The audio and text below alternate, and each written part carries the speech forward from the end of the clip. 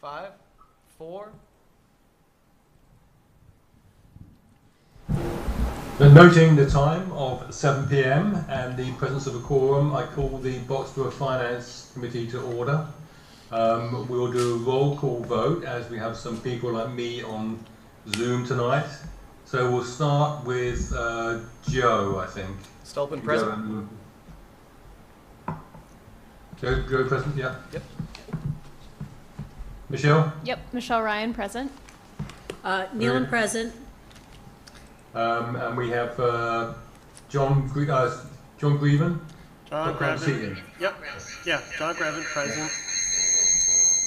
John, I think you must be on your audio for Zoom. You're feeding back. I don't know if it's you. I think it's him. I think I'm sorry getting on audio. I just signed off. Problem. It was Mike. We're all set now. Okay. And John Connor. Connor present. And Tony Newton present. Okay. And then I know we have Alec Wade in the room. I'm assuming we've got Gary in the room. Mike. Present. Mike. Honghua. In the room. Honghua Lee. And Susan Bach. And Susan Bach. Okay, Yeah. great. Okay, so first matter of business is the minutes of July 15th, which I sent out earlier today. Are there any comments on the minutes? One comment, Joe Stolpen here. The library liaison was listed as John Connor. I believe that's still me. Oh, okay.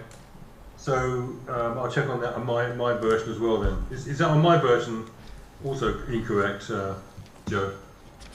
I think the master had it listed as me still, but if John wants it, I'm happy to keep it there. Okay, so we'll amend the minutes then, and I'll amend my list as well. Okay, so we'll vote. Are there any other comments? I'd move to approve as amended. Second. Okay. Second, so roll call vote. Call out your name and I or whatever. Yep. Joe. Stolpen, aye. Ryan, I. Neal and I. Grevin, aye. John Connor, aye. And Newton, aye. Okay. Are there any citizens' concerns from anybody on the Zoom or in the meeting? No citizen concerns. Okay, so the first, next thing is the draft town meeting warrant, which we received this afternoon. And I wonder if Alex, maybe you'd like to give us a quick overview of the zoning issues and the warrant so we understand what we are going to be looking at here. Happy to do so. How would the board prefer to do this? Do you want me to walk you through article by article, or do you want to bring your questions to my attention to start? What do we want to do? I mean, we could do them article by article maybe, and you maybe you describe what they are in brief, and then we'll have some discussion and decide whether we are going to approve these or not. So the challenge we're going to have with all of these is that these are preliminary at this stage, so they may well get changed in the next couple of weeks. We have a meeting on September the 9th, which is one day before it has to go to print. So if we all think we're going to be approving these, then we'll need to come to that meeting with language written up saying approve. And if anyone thinks they're going to disapprove any of these, they'll need to come with language to say that. And then we'll do a final vote and final wording of our approvals and disapprovals at that meeting. Does that make sense? So we're not taking votes tonight on these? Well, I don't know. Is it worth taking a vote tonight? Because I don't think so, because we don't have final language. So we just dropped them. My apologies to cut in here, everybody. I actually have some good news coming off of last night's planning board meeting. This is final language. The planning board has approved final language for all three of the zoning articles and the general bylaw that are included in this draft of the warrant. We worked very hard to get that out earlier so that yourselves and the select board would have multiple meetings to review. I will note legal counsel has not reviewed these articles yet, so the only tweaks and revisions that I would expect comes in that format. Otherwise, the summary and the written report or recommendation are the only two pieces missing. However, the language itself will remain the same. But there's there's still, the Fire Station Building Committee has two articles that they haven't even seen one of those articles yet, right? Right, and I can give you a brief on those. Right, once but, Alex- so with respect to voting, I think that we should just wait and do it all on the 9th, get a good preview tonight, and then do all the voting on the 9th, because then we will have, council will have looked at Yeah. everything, and we'll have final language on everything. Yep.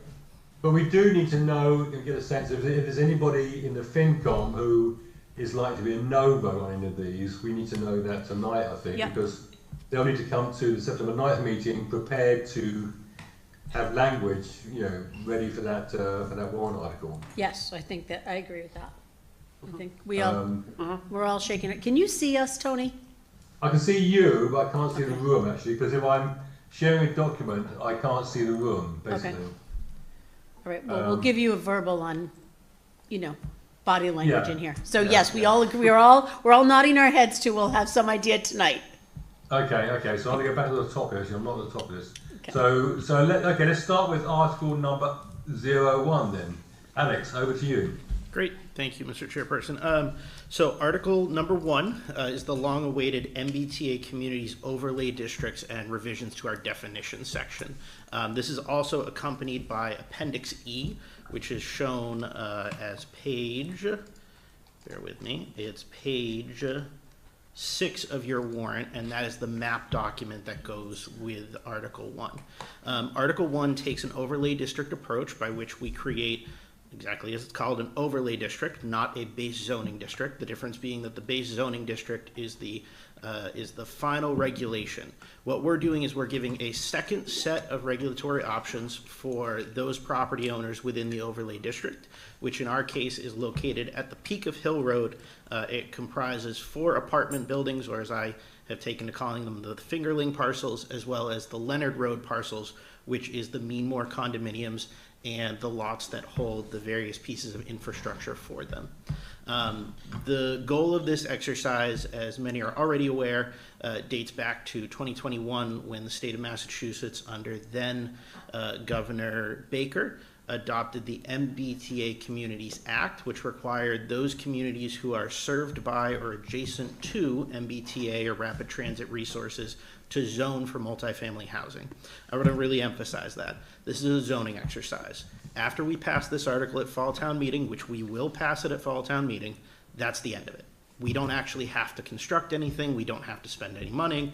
All we have to do is send it in to the Attorney General for review. It's already been given a cursory review by the Executive Office of Housing and Livable Communities, who assists in the process, and they've already given us the preliminary feedback that our numbers are coming back correct. Our consultant at this stage has moved forward to proofing the article and sending it in for preliminary review, but we're at a stage now where we can share it back with you and where the planning board has approved it.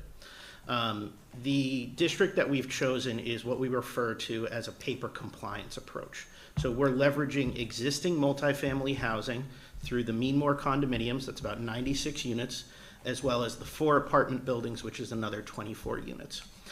The way this exercise works, we don't actually have to count or care about what is on the ground today. All we have to care about is the surface itself, that it is developable land if there was nothing else built on it. But in this case, what we're modeling out is maybe an increase of 30 units over a long period of time.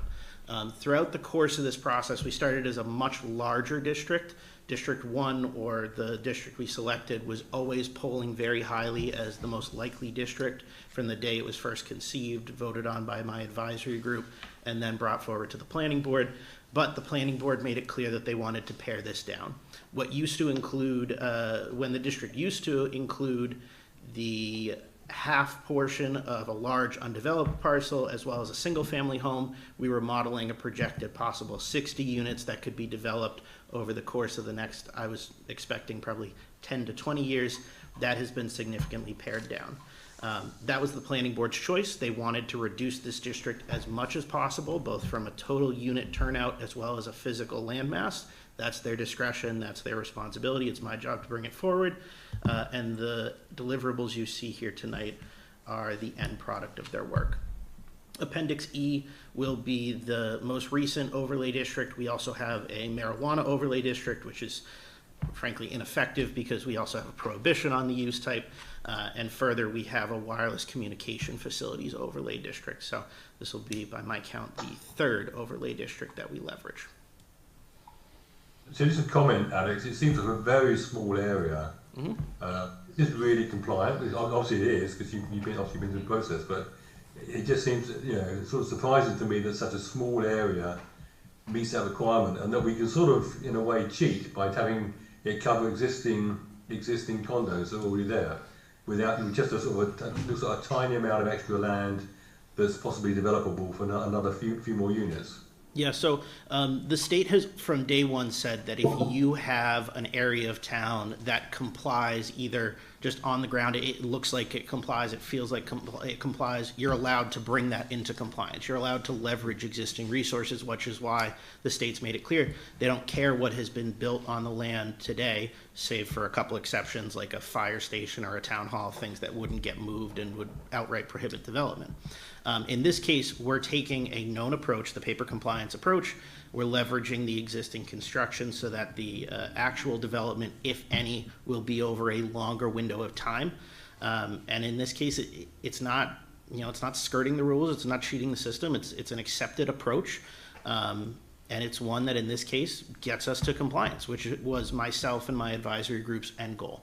Get us to a state of compliance. And the planning board felt strongly this is what would pass today. I'll note as well, there is an ongoing discussion in the background from individual planning board members, my advisory group members, the housing board I've seen renewed energy in. There's interest in actually tackling housing for the sake of new housing as well. But this is not that exercise. This is a compliance exercise, and that's what we've brought forward to you today. Yeah, okay. It's just an observation, I guess, from me. Any other comments, anybody? I actually have a comment. So this is paper compliance. We're calling it paper compliance. So we're complying with the law, but not really the spirit of the law, which is actually to increase housing, because we have a housing crunch in this state. The whole point of this was to increase housing. Yes. And I think it's poor that we've decided to go with a paper compliance, because the reality is, while the apartment buildings could be sold, knocked down, and whatever they could build on that, because they're single owner, or maybe one owner owns a couple of those buildings on Hill Road. Meemore is condos. Yes. And it is a significantly high level of the association having to vote to be able to sell those condos to a developer. So truly, it is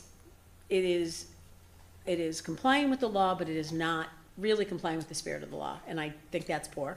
That's my personal opinion. And so I guess I worry about that, because I think that if the housing board wants to deal with housing, this would have been a great opportunity to have done that. There is land in town that perhaps we could have, zoned and then have developer buy and put housing on it. And so we got kind of one board saying we need housing and that's what we want to do because that's our charge. And we have the other board saying, well, we don't want any more development, so let's make it as small as possible. And I think that is just I find that to be a kind of bummer for us, for the town. I do have a question as to whether or not we are putting any type of affordable housing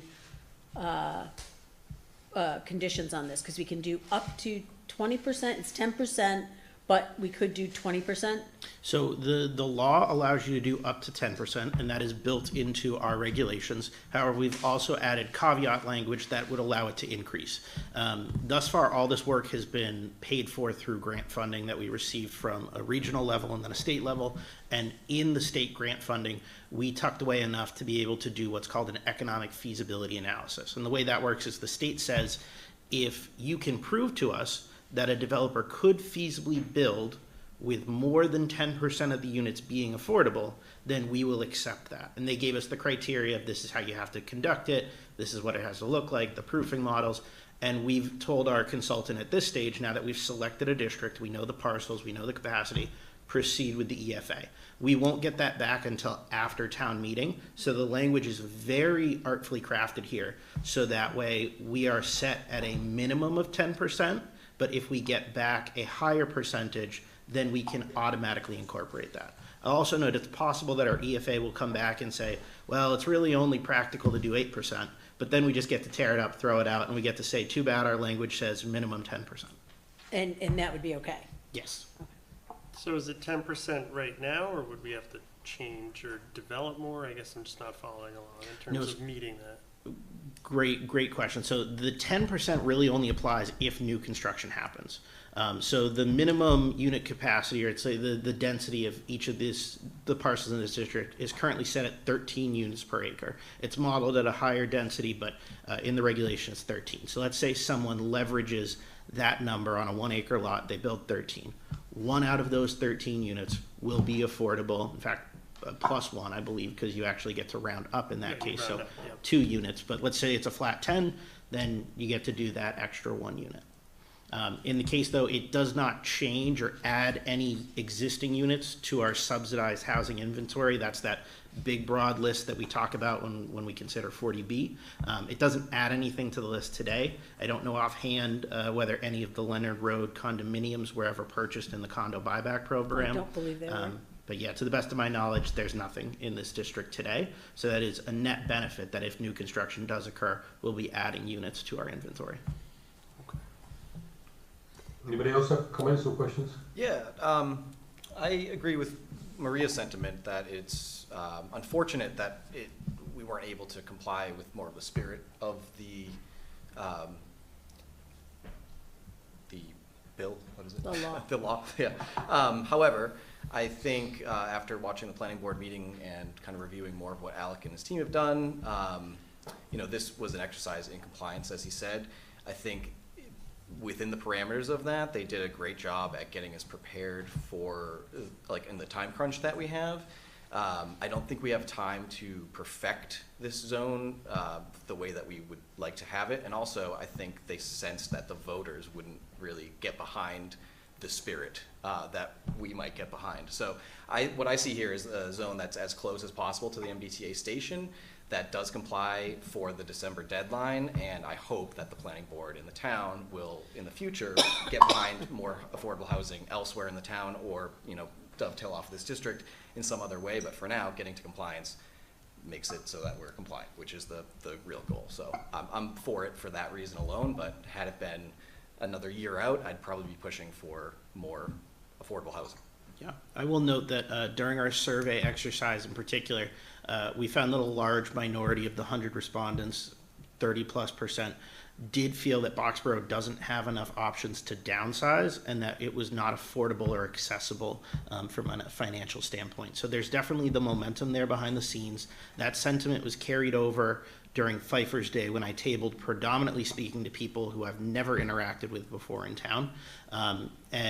Ultimately, the location and its proximity in this case is another net benefit. Even if there aren't actual units being built as a result of it, this gives us the opportunity to work hand in hand with the town of Littleton, whose district is sited less than a mile north. The station is 0.9 miles north here. We talk a lot about the traffic that's felt on Hill Road today. This will activate more funding for traffic calming measures, for bike and pedestrian transportation, and to the extent that any new construction does occur here, we've also built in a rather aggressive 1 space per unit bicycle parking space requirement here. So we'll be continuing to encourage and incentivize that people who move into the neighborhood will have easy access to the rapid transit resources to the north, will limit any actual vehicle traffic, and through traffic calming measures and pedestrian amenities, we can actually reduce the impact today regardless of any new development. Are there any plans for MART to be making a stop there and bring people to the station? So the Human Services team has not reached out to me to consider that. I know it has been discussed before. Wendy and I have spoken on a couple occasions, because she does have a couple clients in that neighborhood, without getting too specific on location, a couple clients who could actually make use of the service. The tricky part is our service is predominantly is an east-west route, and so to go north is a diversion of about 10 to then 20 minutes coming back. So it's not impossible. I would say if this was to come online, we would probably partner with Littleton, who also receives MART service, to see if we could bring it south from Littleton first. And if that failed, then we would consider using our own route on a diversionary basis to get people to and from the Littleton station. Awesome. That's just too far to walk. So one bike per unit is great. You know, a bus or another way for people who aren't able to walk or bike would be excellent. So, Yep. That's all. Okay, any other questions, comments? I just had one more. Did anyone, and I don't even know if this is part of the process, have we talked to the folks in that district to get their thoughts about being the district? Yeah, so we did a fair amount of outreach to them. We mailed and door knocked to 120 something units. We had abysmal turnout. I think I spoke to 3 people as a result of it. Okay. However, local elected officials were contacted after the fact by their neighbors to ask questions. They were able to help put their mind at ease, help them understand the process. I took it a step further and spoke with a couple of the apartment building owners, because that's the area where you could see growth most likely. And speaking with those apartment owners, they were rather indifferent to it.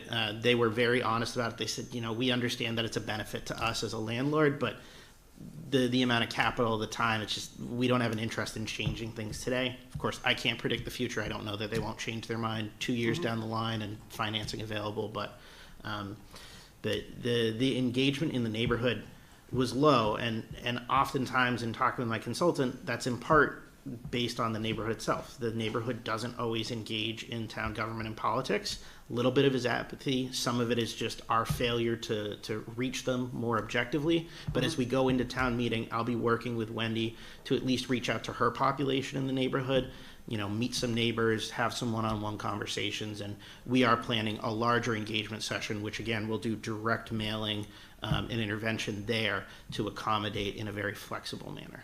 All right, well, thank you. Yeah, that's helpful, because obviously, you know, we got like 5,000 residents in Boxborough. I know they don't all vote, but you don't need 4,800 showing up and saying yes, and the 150, 200 people there are like, no. Yeah. So, all right, thank you. Okay, so do we want to vote on this now? No. I thought we were gonna wait to the 9th. Yeah, we're waiting till we get all of the feedback. We are going to wait till the night. Okay, fine. Okay. Although, is there anyone who is in general Yeah, the opposed question to is this? anybody here not going to be against this? I suppose. Can anybody decide who will write the recommendation? Because I have to write. Maria, this. you'll write it, right? Because you're the planning person. I'm writing most of the recommendations for tonight's articles, but yes, I will write this. And if anyone's no, they need to Yeah. come with a written one. So I would like to mention within our recommendation, you know, that we approve this, but you know, we would have liked for it to have been more of a not just this, you know, the compliance in the law, but the spirit of the law type of thing. Yeah, So. it'd be a lot. Yes, we're disappointed with this Yes. with this approach. Right. I think So it's what we should are we do. good with that? Yeah. Okay. Do you agree with that? Okay. So I'll bring Okay. that back to the next meeting when we vote. Yeah. Okay, great. So next, Article 2.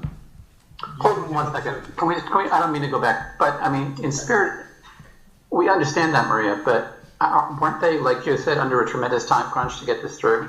Doesn't that seem kind of... So hold on a second. When did the MBTA law go into effect?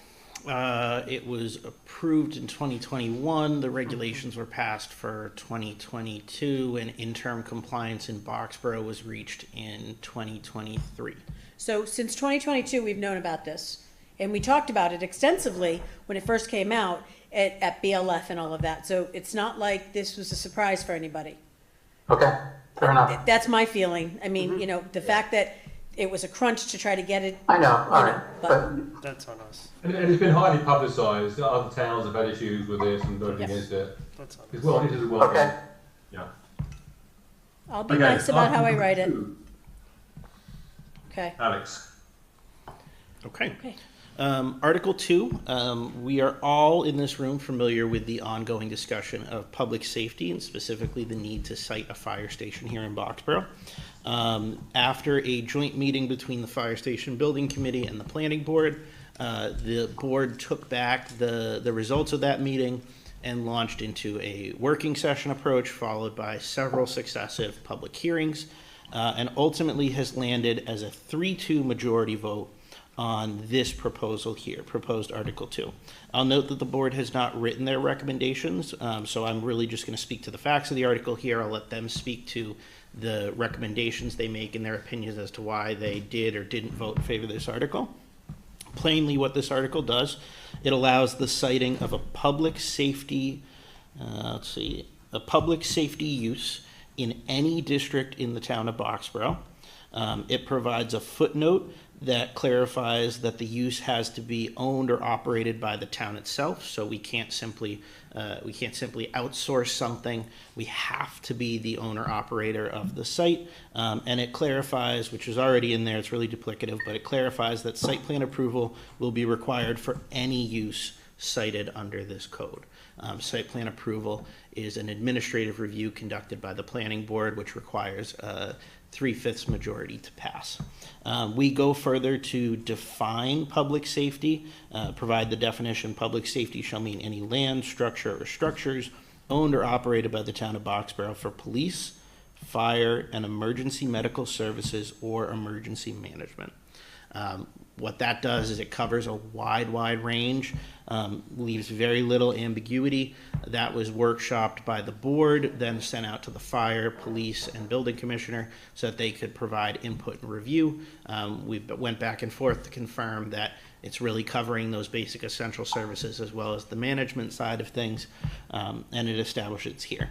I will also note that Article 2 is very much wedded to Article 3, where the difference being, of course, Article 3 received a unanimous approval. What Article 3 does is it goes back in and it increases the dimensional cap in the town center district so that should the fire station building committee further pursue the proposed sites within the town center district, they would actually have up to 25,000 square feet by special permit to play around with or consider for siting a structure. So the two are paired together, but they received different votes. Article 2 and this approach received a 3-2 vote in favor, whereas the dimensional modification received a 5-0 unanimous vote.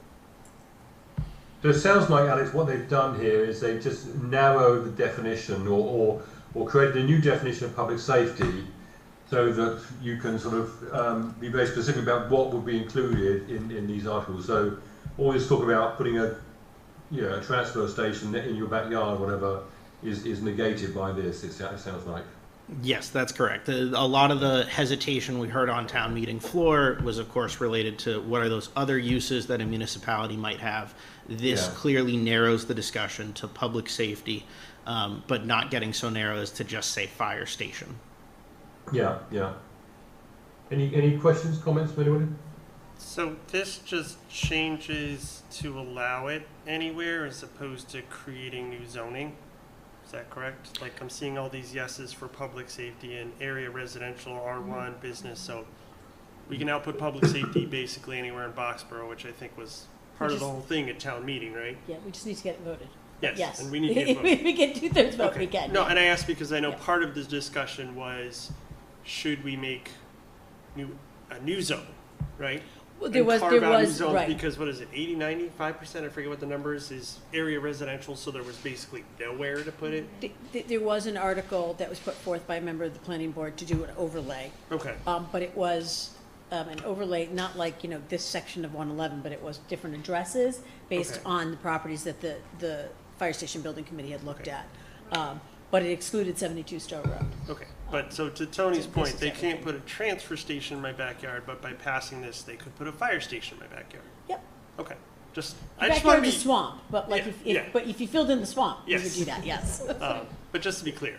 I mean, I kind of had the same Okay. comment, and I think at our last town meeting, most of the concerns we heard were around, were around residential placement of these. So I just, maybe reflecting some of that, I think there'd be a lot of apprehension around this why underneath the area residential. So I think what we heard from the feedback, there was a lot of feedback at the meeting, but what many of us heard is we're worried about any buildings being able to be put Yeah. into residential. But we also heard a lot about public safety, and Alec can talk to some of the information that was put forward at that meeting was about other towns, like 351 towns in Massachusetts, and the vast majority of them, how are they zoned for municipal, for safety, public safety? Yeah, so I don't have the exact numbers or figures here, but in the research that was done by some of the planning board members, they came back and found that the vast majority of those towns they surveyed, which was preliminarily just a radius, just go out however many towns. The majority of those towns that they looked to allowed it either by right or by special permit in every district. And that was a lot of the evidence that they put forward as to why the majority felt this was an appropriate approach. And then for this, if they were going to put a fire station in my backyard, it still has to go to town meeting and pass with 2/3, right? Oh, yeah, Yeah, okay. And then, So yeah, they so- can't just be like, we're doing it. no, Right. because you have to pay for it, and so, Right. so Okay. that's where it goes to town meeting. It would And I be- think that's an important point as part of the recommendation, if we're in favor of it, is this, even if you can do it, it's still got to go there and got to pass and everything too. Yeah, and So, then it has to go to, site plan review. Yep, But there's at least one additional town meeting, but like in the case of the fire station, there's gonna be design funds in December and then bonding in, May. yeah. And that's just for the construction. If there needs to be a purchase of the property, there would also be a vote for a purchase of a property. So if they had to buy the property behind your house, then, there would be a vote for that. So there's multiple opportunities at town meeting Okay. for the public to vote on this. I'm just not sure I understand why make this sweeping change when we could go the special permit option. Well, the special permit wasn't on the table. Okay. So that was, it was an overlay, so it was Right, just certain sorry. addresses. Do you want to answer that? I mean, I'm going to answer it from the perspective of fire station building committee member. Do you want to answer it from the perspective of the planning I'd love board? to hear more about that. And I'm like- happy, you go and then I'll go. It's up to you. So I wouldn't presume to speak on behalf of the planning board, but I'll speak as a planner. Sure. And as a planner, Okay. knowing how the private sector views a special permit is that special permits are very discretionary to the zoning board of appeals or the permit granting authority. What that means is, say you were to do this by special permit in a specific district, you would still have to go through all the same layers of funding at town meeting, funding your design, funding your construction, actually permitting the exercise, but you would have to get past this arbitrary permit type granted by the zoning board of appeals, presumably. Not only that, but it requires that 4/5 majority. It's a supermajority. When we talk about the two common permits here, site plan approval is a by right permitting path. So long as you comply with the zoning and you work to make it a palatable project, you're going to get your approval. With special permit, there's not a guarantee. If the board at that time chooses to, they could fail a project. I will note, this town zoning board of appeals has failed a municipal project before. In doing a deep dive back in time, they failed, I believe it was a transfer station proposed along 111. And looking back, I can see why they failed it. It wasn't great siting, and I'm sure today, if it was proposed, Mass DEP would have all sorts of concerns about its proposed location. But nonetheless, the town's Board of Appeals at that time leveraged that and did choose to pass a denial. So if I was explaining why a special permit would not be preferable to a municipality like us, or not preferable as someone who would potentially site a building, that arbitrary decision-making by 5 people is nerve-wracking. And how about the overlay? So specifically, the other proposal that was on the table that was defeated last night, because, right, there was a motion and that was voted and defeated by the same margin, 3-2 defeat. So that was just a list of addresses that were compiled by the Fire Station Building Committee that we've been looking at, and we've eliminated a ton of properties in town. Right. But that overlay excluded 72 Stowe Road. And even somebody from 72 Stowe Road, who has been opposed to the project, got on last week's meeting and said, you can't just exclude that property. That needs to be included to make it, I think she used the word fair and even playing field. The problem with the overlay is it was restrictive, and it overlaid properties we've already looked at and eliminated all but 3 properties. So you put this overlay district on these addresses that we've already eliminated for, a whole bunch of reasons, and we have a list of them, and we have a list of the reasons. It was very restrictive, and there was a lot of public input about making it as non-restricted as possible. So, It also seemed very fire station focused. Like, this is for all public This is safety everything, moving forward. right. So Right. I really liked Mark White's sort of vision on it yesterday that he was expressing, where he said, like, I trust the town people. All these things are going to get voted for. So why limit to that little strip along 111? Trust the town people to make the right decision. Let the planning board propose whatever they want. Let the town people vote when it comes to the town floor. But limiting to that little strip just seemed kind of short-sighted. and the, the other reason is because, like you said, Michelle, 85% of our town is zoned ag res, Yeah. including where the current fire station Yeah. is. So, and where the library is. And so when you start looking at it like that, there is not that much property available. If you just did the business district, can't take someone's viable business. I don't think that's appropriate. I think the committee was like, we're not taking someone's business. There's not that much land available where you'd want to put it if you don't add ag res. That said, there's somebody on Middle Road who wants to, they're like, take the property across the street, it's community gardens, let's put a fire station there. That wasn't, that's the problem, is if you do, it's too restrictive. And Mike looks like he has something he wants to say. Alec, I have a quick question. So why is the footnote, where is that in the context of this article? I know we're looking at a sub-snap of it, but why is all that in a footnote, just out of curiosity? Footnote 26 to the use table is incorporated in here to provide additional clarity. The purpose of footnotes within the use table is often to give greater explanation. Oftentimes as well, it'll direct you to look elsewhere. So for example, if you're just listing a use, but then you have a robust set of criteria you have to meet to be qualified, that's an opportunity. In this case, based on the description they provided, when the majority voted in favor of this and the person who put this option forward, it was meant to clarify and emphasize that it must be owned and operated by the town and it must go through site plan review. So it was meant to give a certain additional level of comfort. Okay. Yeah, I didn't see that second 26 inside the grid. Okay, thank you. Hey, Mike, did you want to say something? Yeah, in relation to the special permit process, it adds time to the process, and we are kind of running out of time here. We've lost 2 firefighters mainly because of the condition of the building.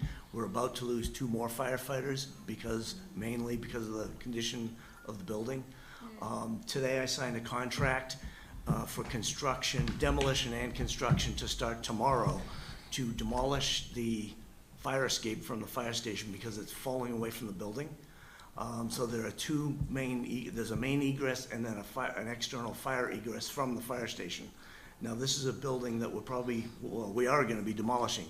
And right now, today I signed a contract to put money into that building because it is an unsafe building. So the primary exit is inside the building, and the firefighters come down the stairs from where they sleep, cook, and do their training to a door that opens in towards them, which is a no-no in escaping any building. If you go to a theater, there's always a push bar and you go out so that people aren't trapped in the building. In our fire station, they must open the door inward to get out. So if all the members of that department are upstairs in training and there's a fire and they've got to go out, they've got to actually back up, open the door, go out, because there isn't room for that door to open the other way because of the construction of the building. That's the main egress. The secondary egress is the one we're tearing down tomorrow to build a new fire escape. It's an unsafe building. It's a shame to be putting money into a building that we know we're going to be tearing down, and the longer this takes, the more staff we lose from there, and it's tough to attract people when the pay is equitable to our comparable communities, but the conditions are not. The conditions are below standards. So anything we can do to expedite this and get a decent building is helpful. I think the special permit process, like you said, it's discretionary and it adds time to the project, a project that's taken far too long. So I think, by right is the way to go. I believe the town is going to be responsible in the way that they select a site and fund the project and not be excessive. Those are just my thoughs. Does anyone like to be voting against this in the FinCom? No. In which case, Maria, you got a recommendation? Yes, I will write this recommendation. Okay. Article 3. Alex. All right. So, as discussed, one of the missions that that board members kind of discussed as they were going through this process is the intent to make as many, if not all, of the sites being considered accessible and possible. Article 3 activates the town center district and makes it viable to put a structure potentially of this size and scope in the district. The way that the town center district was crafted and exists today is that up to 8,000 square feet, you can site a building in it. That's a super large home, some larger clubhouse structure. You can go up to 15,000 square feet of gross floor area, but that requires that same level of special permit. Under this simple revision, you would be able to go up to 25,000 square feet, but only for a public safety building. So it's directly wedded to the definition that's been proposed here for public safety, and it gives us as a municipality the option to consider sites in that district. It would still require a special permit to go up to that square footage size, but it's a way of at least accessing it. So if it's outside of the town, so the whole thing, again, put it in my backyard. You run a 25,000 square foot fire station in my backyard, which is not in the town center district. Special permit? No. Okay, so how would that work? No. So, Yeah. Did I read that wrong? so in Sorry. other districts, Yes. it would still be simple site plan review. Simple site plan, okay. In the town center district, it would be simple site plan review plus a special permit. The special permit specifically to address a structure larger, in this case, than 15,000 square feet, but no Got it. more than Okay. 25,000 square feet. Thank you. Anyone like to object to this? Good. Okay. Okay, Maria, you got a recommendation? Oh, yes. Copy paste. Okay, Article 4. The stone walls bylaw. Yep. So this one's the most housekeeping of articles we're bringing forward this year, and I'm very happy to present on this one because it's really clean and simple. This one received unanimous support for the board, but one of the functions of my role as town planner here in Boxborough is I have the authority to issue a temporary stone wall permit to allow breaking of the stone wall up to 10 feet in length. That's for, say, you've got to get some septic work done. The only feasible path without destroying your driveway or just demolishing a structure to get around your building, the only way to do it is to break into the stone wall. Well, by law, if you're doing that in a scenic roadway, you must file a stone wall permit. The temporary stone wall permit is the most expeditious form of that. It's granted by me. It's good for no more than 30 days.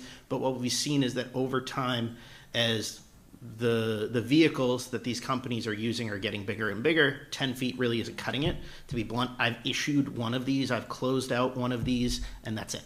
Otherwise, I've had to send the third applicant to the planning board for it. But what I'll also note is that this stone wall bylaw serves as Boxborough's scenic road bylaw, for lack of anything else. When you don't have a bylaw that's flexible, people will disregard it. And I am of a firm belief that people today are disregarding our stone wall bylaw. This is a temporary solution to create a little more flexibility, encourage people to come in, leverage the simple process. Let me do my job. Let me give you 30 days to get the work done, which is very reasonable. But come this spring, my intent is to work with the planning board to come forward with a more effective scenic road bylaw. This is a temporary first step. I agree with the board wholeheartedly. This is a step in the right direction. We saw it with our most recent application. 10 feet just wasn't viable, but in every other regard, it was a temporary permit. This is a good next step, but be aware you're going to see this again in the spring, but a much more robust article. Did you have a public hearing on this? The board has not opened its public. Okay. No, actually, the board doesn't. My apologies. This is a general bylaw. The board does not have to Okay, hold a public okay. hearing on a general bylaw. Okay, because I saw this earlier today and I thought, I go to all their meetings and I know they're long, but I don't think I fall asleep during them and I didn't see, okay, so this is a general bylaw. Yes, Okay, this is I a understand. general bylaw. And it- yeah. It's just Any temporary. other questions, comments? The last part there, or of the summary, the completed within 30 days of approval. I remember on the last public hearing about the stone walls, there was some debate over the, the duration of the approval just based on, scheduling and all that. So, is that, I don't see it written in the actual law, I see it in the summary, so how firm is that 30 days based on, it's not in the actual language? No, that's good feedback. So that shouldn't read 30 days of approval. That should be 30 days from the day they break the stone wall. Right, yeah, okay. So it gives a little flexibility. The permit is only good for so many days, and what we'll oftentimes do is we'll sync those two up. Right. So I'll indicate to an applicant, you're going to get this approval, you've put your $1,000 down, I've measured it, I agree that there's no other tangible way to do this. The day before your company's going to come in and break the stone wall, I will sign your permit and you'll have it on file and you can get started on the work. That's typically how we sync it up. And then what we find is it's usually between 14 and 21 days that they come back to say, we've done the work, it's all cleared up. And then I go back out and take my photos. But you are correct, that should say 30 days of something effective breaking the stone wall. Okay. And if they're not done, they just come back for another 30 days? No, if they're not done within 30 days, then by all legality, it constitutes a violation of the Stonewall bylaw, and at that time, we'd have to discuss enforcement. So I have to say, I'm sorry. Go ahead, Tony. So my only comment would be that $1,000 doesn't seem very much to enforce this. Okay. Just a comment. You say that. You say that, but so originally when this 10-day opening, 10 feet opening for whatever, that's because John and I went to open our wall, and we needed to open it 8 feet for 8 hours, and we had to pay $350 for advertising because we had to advertise all the abutters. This was years ago, and then this is why this got written, because when we went in, it took 5 minutes. And they said, and Owen was the chair, and he said, and John just said, not for nothing, but you've postponed all we're gonna do is bury a line. He said, I've had to put this off for a month to get on the agenda. It cost us $350 out of pocket. All we wanted was 8 feet, because we did a little trench line thing, for 8 hours. And so that's how this 10 feet came into effect. The thing is, after 30 days, you're in violation. These people are taxpayers. And this is their properties. And if they're doing something with a septic and it gets delayed and we're over 30 days, see, that's where you lose me a little bit on this stuff, because it's not their fault. I'm assuming they want their septic done because it's a big inconvenience not to have it. So it just seems like we shouldn't be punitive at that point. If it's, if it goes 30 days and they come back, instead of going into, it's an action to make it enforceable or whatever you called it, we should be saying, okay, we'll give you another 15 days. Have you talked to the what do you think? These are taxpayers. It just seems really, we don't need to be punitive, because God forbid it rains for a week when you're trying to do a project and the project stalls. And I think it's great you're doing this, because I sat through Dave's bylaw change, or bylaw ask for this to open the wall. And that was a 35-minute painful discussion for a poor guy that wanted to open his wall more than 10 feet to be able to put in a septic system so he could move. And it delayed his move by a month. So again, I don't think we can wordsmith this though. I mean, this is. We can't. It's really hard when you know that this affects the taxpayers that way if it becomes punitive, and it shouldn't. It may have been better with a bit more flexibility. The town planner has some discretion, blah blah blah. But I mean, that's what they've written here, right? And we have to sort of yes or no, I think. Yeah, I mean, all this is doing is making it more lenient by making it wider, so you can get maybe a bigger truck in to maybe finish it faster. But I agree, discretion would be nice. These people aren't opening their wall for fun. They're spending $40,000 on a septic tank, so I think $1,000 is plenty to bond, personally. Yeah, I agree with the $1,000 is fine. So, okay. Okay, anyone like to object to this? Okay. No, okay, so Maria. Yes, Maria's writing the recommendation on this. Okay, good, well done. That will probably be just an easy one. Okay, now we've got a sense of the meeting motion. Yeah, Alex, can you explain this to us?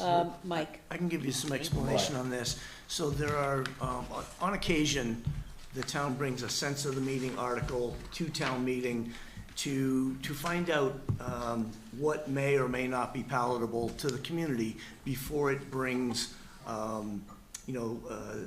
more let's say, rigid decision or vote in front of the town. So these are considered non-binding, although my understanding is that the town kind of hangs the hat on them once they have voted, by a majority to do this.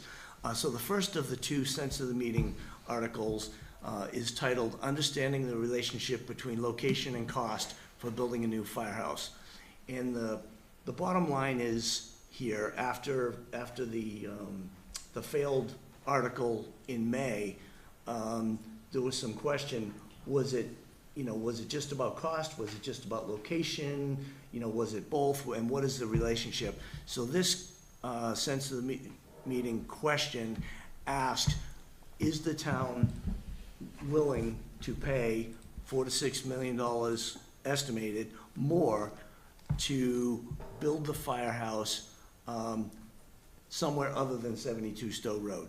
Because what it sounded like was many voters voted against it because it was at 72 Stowe Road, and there has been significant feedback saying we are willing to pay more to locate it elsewhere. And so that's what this first question is getting at. Are we saying that it's necessarily going to be $4 to $6 million more to build it somewhere else other than 72 Stowe Road, or we just? It's estimated. How's that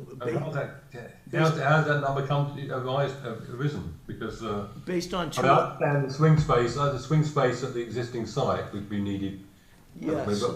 So that number has come to by two estimates. The first estimate was 502, which is the current fire station site, which was about $6 million more between swing space and the additional time and design to build this building. That swing space, of course, has been debated, but if you knock $1 million or $2 million off there, you're into $4 to $6 million. There are some other locations that are also in play and under negotiation currently, and that's where the $4 to $6 million comes from. That's not a binding number, but it's to try to get a sense of are folks willing to spend at least a couple of million more to locate it other than 72 Stowe Road. So that's what this one aims to do. Now, I do have to let you know that this language has not been reviewed or voted on by the Fire Station Building Committee, but we're bringing it tonight so that you at least get a sense of what the committee is looking at. Last Thursday night, 4 sense of the meeting articles went before the Fire Station Building Committee, and there was quite a bit of discussion around 3 of them. This first article is kind of a combination of the 3 articles, and then the next article, when you're ready to move to it, is a completely separate topic. Let's move on to it, okay. Wait, I have a clarifying question. You mentioned that the $4 to $6 million is based on design fees only? No, it's based on. What else does that include? It's based on the total cost to build a fire station on the. To purchase property or prep the property or something like that? Like, are you doing geo-studies? Like what? Any of that stuff? Everything, engineering, design, construction costs, land purchase, swing space. Ledge rock or something. Yeah, all of those things. So I think what you're saying is that there are other sites that may have other complications. That's my concern. That maybe the 4 to 6 is not representative of other complications with other sites. I feel like it might be misleading in the lower like 8, direction. 10, 12? Exactly, like Gotcha. 4 to 6 million. If I'm like having no context, average taxpayer coming in, seeing this, like, I interpret this as it's going to cost $6 million more to build a fire station somewhere other than 72 Stowe Road, when that's not necessarily the case. So I just worry the wording might be a little misleading. Yeah. so you think that number should be higher? Yeah, I would maybe rephrase something like at a minimum 4 to 6 million. Just because if you go to a different site, there's something weird geothermal, you got to do some whatever. So we don't. Geothermal's in the next question. So we don't believe. I love to talk geothermal. We don't believe it's going to be more than 6 million. We do believe Okay. it's going to be between 4 to 6 million more to build somewhere other than 72 Stowe Road. So 72 Stowe Road so far is the one that's least expensive to build on. Land price, design price, construction cost, everything all in.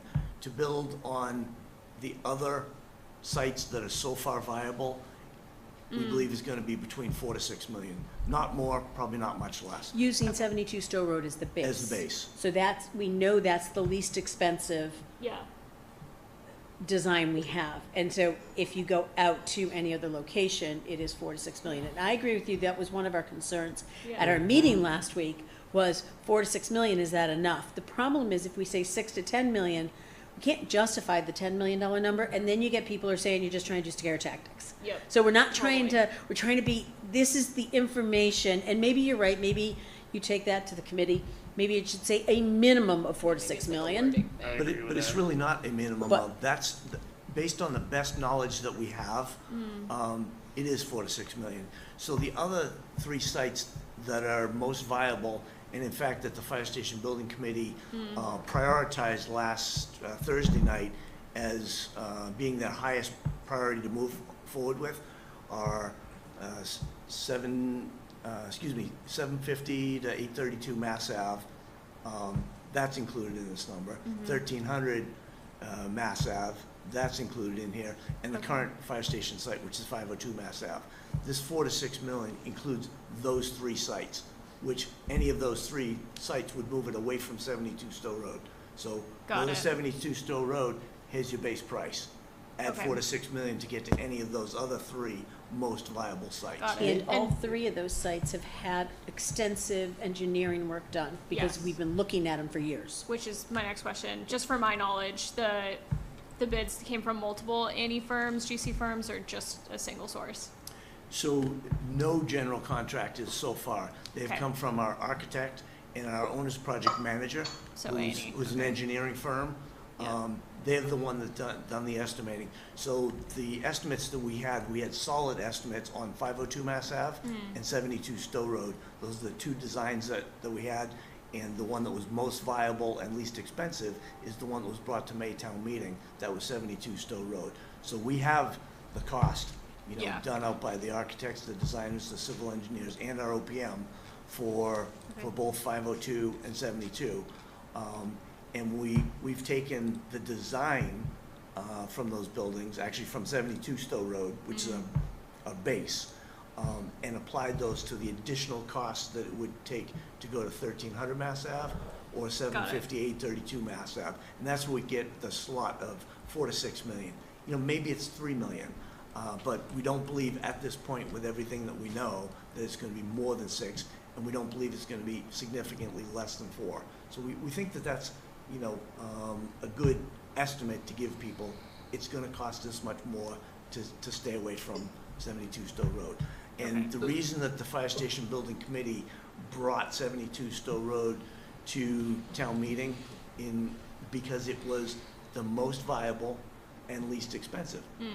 But the committee also understands right now what a steep climb that is to get people to get behind it, because Yeah. there's a lot of opposition to it. So that's the main question here is, are people willing to pay what we know is gonna be significantly more to not locate it in that neighborhood? Yeah. But Mike, are you going to have some sort of matrix by the time of town meeting saying, here are the sites we're looking at, here are the reasons why site 1, 2 and 3 are this much more than Stowe Road, whatever it might be, engineering or land costs or whatever, or are we going to leave it just like this? Because this seems to be a little bit like financial smoke and mirrors, I think. Yeah, I understand what you're saying, but here's the problem, is that we brought 4 sense of the meeting articles to last Thursday's meeting. 3 of them were getting at this and talking about 3 different sites other than the base being 72 Stowe Road. And it was confusing to the committee, and they said, we're overcomplicating it. They said, just simplify it, just talk about 72 Stowe Road versus other. So that's what this is, and it is just a sense.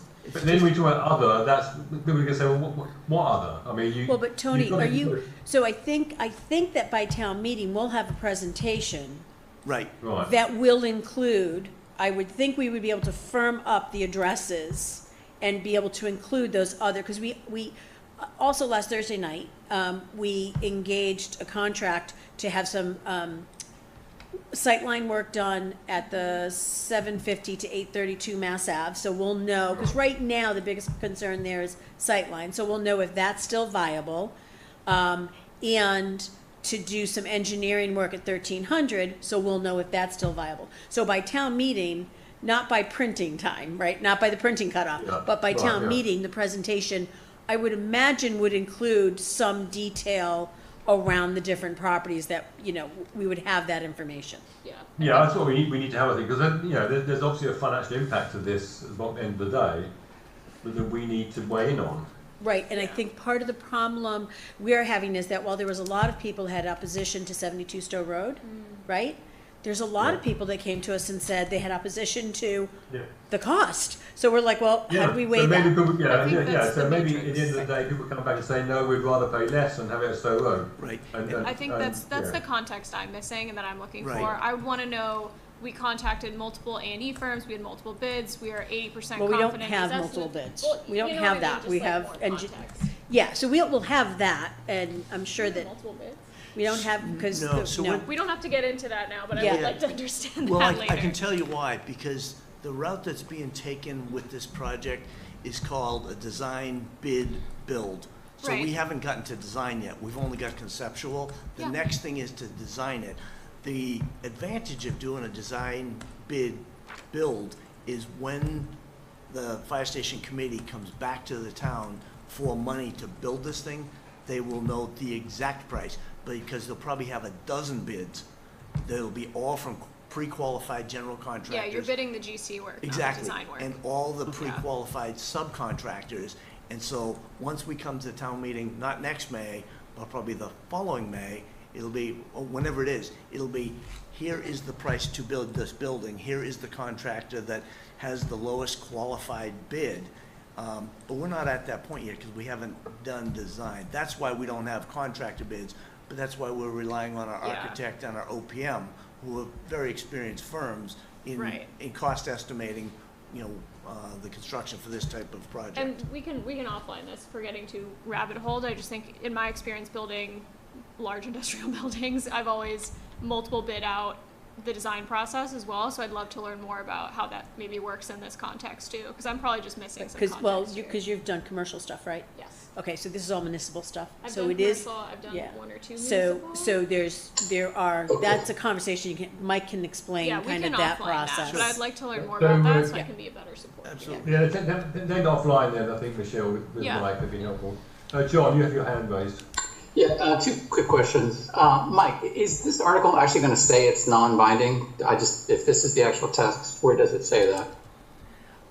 It doesn't say that. I think generally that sense of the meeting, now, I gotta tell you, sense of the meeting articles is a new thing to me since arriving in Boxborough. It's a Boxborough thing. It is a Boxborough But thing. my understanding is that sense of the meeting, it's just to get a sense of the people who are present at that meeting, and it is non-binding. I couldn't tell you whether it should say non-binding or not, but what I'm getting is that even though they are non-binding, they seem to be somewhat binding. So, Yeah. John, the So history of let it me finish is. on that. So hold on one second, Maria. Yeah. So that intro is, that just terminology, I know we're getting nitpicky here. The sense of the meeting, that language is not very, that doesn't resonate with me. Why don't we ask, what do the town people think of spending 46 million more? Why don't we just start it like that? And honestly, I think you should make it clear that it's non-binding. Okay, I mean, in so, fairness to the people. so in the past, next to sense of the meeting, in parentheses, it usually says non-binding. Okay. Okay, so this is a draft, And this so is I haven't new- even. and this is yeah, new to me. This We came haven't out, done yeah. one in my 3 And years. the other thing, and I told the committee this, and Priya mentioned this to committee, and I'm telling you guys, a sense of the meeting in Boxborough for the committees. We have never done a sense of a meeting. I've been on the school committee, the select board, and gotten an answer from the town at town meeting, and then said, that answer doesn't work for us, and go in a different direction. So I warned the committee that if we do this, and they say, no, we want cheaper 72 Stowe Road because it happens to be the audience, or no, we don't want it at 72 Road, so we'll pay $6 million, that happens to be the audience. That sort of is the direction then we feel obligated to go in as a committee, and the select board would feel obligated. But if it's a different crowd at the next meeting, there's a little bit of risk to this, and we talked about that at the last meeting. So it's, yeah. Okay. I mean, it's the will of the people, It's the will of the people at the meeting that they're at, right? So it's the will of the people. which in is always the will of October. the people. Which is what? Which is always the will of the people. It's the people who Right. show up. Who show up at any given meeting. So that's just Okay. something to, yeah, think about. My second question is, so are we certain that there are no other properties that are going to sneak into this list that would kind of make the 4 to 6 million number bogus or semi-bogus? Yes. Okay. So the committee, as of a year ago, had already, and previous committees had looked at about 19 or 20 properties. Since then, we've taken on another 6 or 7. So we've looked at somewhere on the order of 26 to 28 properties. There are 4 that were coded green as in last Thursday night, viable. There were another 3 or 4 that were coded yellow as probably not viable, and then there were a bunch more that were red, just not viable. They weren't voted off as these are absolutely eliminated, but most of them came with either a very high cost to acquire, or major ledge, or access issues, or wetlands, or other issues. So I think that these 3 plus 72 Stowe Road really are the ones standing. I also really hope that I get no more new sites landing on my desk tomorrow and the next day. That seems to be the trend, but what we're doing is we're continuing to go back and look at properties that I've looked at before, or other folks have looked at before. But no, to answer your question, we're confident that what the committee has coded as green last week are the ones that are really gonna come to town meeting. I mean, the nightmare scenario here, right, is that the meeting says, yes, no, we don't want to pay $46 million more. And then it comes back to town meeting to Stowe Road, and they say, no, not Stowe Road. Well, yeah, so that's the problem, Tony. That's what, Yeah. the question I have for our committee is, we're not discussing where we're placing, our job and our lane is not to discuss placement of the Right. fire station. It's to discuss, are we gonna recommend this? And then, as the FinCom, are we gonna recommend $4 to $6 million more than the base? Because that doesn't make sense, because that's not our, you know what I mean? It's really, this is a tough question for us to sort of think about. I do think we need to talk about that. I don't think it's an easy yes, no for us. Our job is to, No, you're right. No, I mean, I'm not sure what I think about this, to be honest, because it's $46 million more, and we've already got a very high ticket for this item. Right. We've got to find money for over years. But what does a yes vote really mean? I mean, it would mean that we'd be willing, if it came to be voted forward, that we would be willing to pay more. It would I mean, be it that doesn't- we would be recommending yes vote would be, correct me if I'm wrong, it's worded a little funky. We would be recommending to the town to pay an additional $4 to $6 million to not have the fire station at Stowe Road. Is that correct? That's a yes vote, That's correct. right? And Okay. back So to the fact that we're debating this right now means somebody needs to re-wordsmith that intro. Yeah. I think it at least needs to mention that it's based on sites, because as Michelle I agree. was she was kind of looking at the dollar figures, but there's nothing in this language that says these dollar figures are only these options that have been looked at by the building committee, the fire station building committee. And also, someone at the town meeting might see this and have some idea of somewhere that wasn't reviewed, that they're like, that would be a better place, I'm willing to spend more money to put it there. And they might miss the fact that we're only talking about the approved sites. So I think it's important that anyone who reads this knows that 4 to 6 million is only for 4 other sites, not a bucket list. Yeah. Even just for Yeah, a we need sense to of name the meeting. sites, I think, because, as I say, this is a bit like smoke and mirrors. These are, are you going to pay $46 million more for some unknown site, undisclosed sites? I mean, it's like you're hiding something here, I think. So I can tell you that before bringing this forward, Mary Brolin, who's the chair of the Fire Station Building Committee, spoke with the moderator, Dennis Reap, and asked him, how would he suggest that we approach town meeting?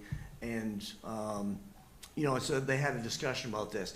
And he also gave guidance that he would allow Mary to present to town meeting for more than 10 minutes, possibly 15 minutes or more, to give an overview of where this project has been, where it currently is. And if you look at the Fire Station Building Committee web page, there is a color-coded matrix that shows the sites that the committee color-coded last week. And then also on there are all the sites that they've ever looked at in the last 10 years or so. And I would assume, I can't speak for Mary, but I would assume that those would be incorporated into that presentation, so it won't be smoke and mirrors. This is what's really been looked at. These are the ones still standing, and this is why it costs this much more to not locate it at 72 Still Road. And I would say, I recall last year, before going to the annual town meeting, that Finance Committee was in agreement, recommended that article to go because it made sense. It was the most cost-effective, most viable site, but it failed the town meeting because there was too much opposition to the site because 130 people didn't want it in their neighborhood. But as far as, financial responsibility, that is and was the site. Now, I think based on that $30 million estimated total project cost last year, it was going to be about $940 per year for the average single-family taxpayer. In addition, so if you added $4 to $6 million on top of that, the average of that being $5 million, it was going to be a little less than $150 on top of that. And I'm not saying that's small change, but that's just to give you a relative of what the addition is on top of the $950. So you're looking at about $1,100 on top of somebody's taxes, which is significant. But and I think Mary will be prepared with your help to talk about those numbers so people know what they're really talking about. So question as far as the FinCom recommendation goes. The way, at least I'm reading this right now, and as far as FinCom goes, like, we can't tell people, no, you can't have your taxes raised to pay for this. You guys want to spend more money as a town, like, go for it. But would we have a recommendation, and I'm not well versed enough in this stuff, I've only been on FinCom for about a year, but could we like say no because we're approaching the levy limit and that's why like the numbers don't make sense? Like, is that how, could that guide our decision in terms of recommendation wise? Yeah, I mean, I think the recommendation of the FinCom, we all have our lanes, right? Our recommendation specifically needs to be based on the financial issues around this. It doesn't, so the recommendations of the select board are gonna be based on what's best for the town, location-wise, to build a fire station, right? They're also gonna consider that, but our lane on this is finances. And so so that leaves us the problem. How do we, and I'm gonna vote after everybody else does because, I've been sitting, I also have the problem that I sit on the fire station building committee and I have so much information and I know, I have my opinions on that, but how do we vote on this? Like, financially, do we recommend an additional $4 to $6 million to the town? Or Well, it might, in the end of the day, it might be the cheaper option in many ways, because if we end up in a rabbit hole with Stowe Road and fail again, another year goes by, Right. it may have cost us more anyway because we can't get the damn thing through. So it might be better if we had a good site that cost $4 million more for some reason, and everyone was going to get behind, and it's a bit more money on our taxes, but maybe we have to suck it up and do that. So I'm torn on this one, to be honest. I understand that. It almost seems like we shouldn't be voting at this stage on this part of it, because we should be voting on one of the proposals, yes or no, or this is sentiment from voters. So it feels weird for our board to be commenting. Yeah, it's weird for me just to vote on if people want to pay more in taxes or not. Like, I struggle with that as a FinCom member. Like, if people are like, yeah, raise my taxes, I want it somewhere else, I'd be like, okay. Yeah, the point is to hear the town out. So it's like, why hear us out? So our bylaw says, and Tony, just so you know, Gary is waiting at the microphone, but I'm gonna go first. Our bylaw says we have to vote on every article, which includes the sense of the meeting article. That does not necessarily mean we need to vote yes or no. We could take a vote that says, I think, and we should talk to the moderator about this, but I think we could take a vote that says, at this stage, something to think about. We're not really sure we should be voting on this. This is a sense of the meeting for the taxpayers. I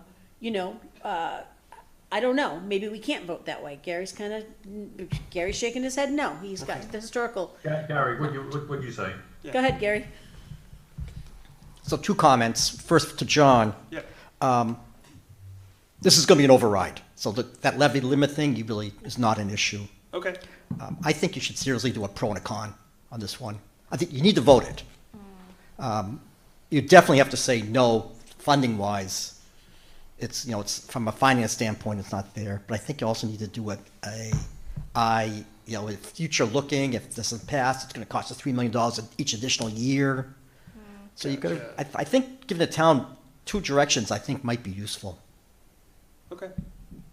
Yeah, my gut instinct, without, you know, thinking this over, which I hope I get a couple weeks to when we vote next time, is like, no, I don't recommend that we pay more to build somewhere else, but if Stowe Road gets taken off the table and it's 4 to 6 million more and it comes to me, we need a fire station, even if it's in my backyard. So it's a weird thing to be voting on at this stage. Just saying. Yeah, okay. So On here's, your hand's still raised. You want to speak again, or did you stay? No, I'm sorry. I'm fine. so here's my problem. We have a couple more weeks to think about it, but I'm supposed to write a recommendation in advance of that. We can do that recommendation in real time on the 9th, that's fine. I just am not, I have no clear sense on what you guys want me to write. Like, because are we voting yes, are we voting no, are we splitting it? I'm torn on this one as well, because, you know, it is not our job to recommend additional, you know, money on a project that is, you know, I also believe, because I know because of all my background, that 72 Stowe Road is the best, most efficient fire station programming. It is the least expensive to the town, and it allows the housing board to take money and reinvest it in affordable housing. So I think it's a win all around. But it is also the least expensive. And from a FinCom standpoint, it is least expensive, and it also helps the housing board. So, you know, from the FinCom standpoint, it also provides money to the housing board, which is quickly running out of money for all of their projects. So how about this? Oh, John, you've raised your hand now. I did, okay.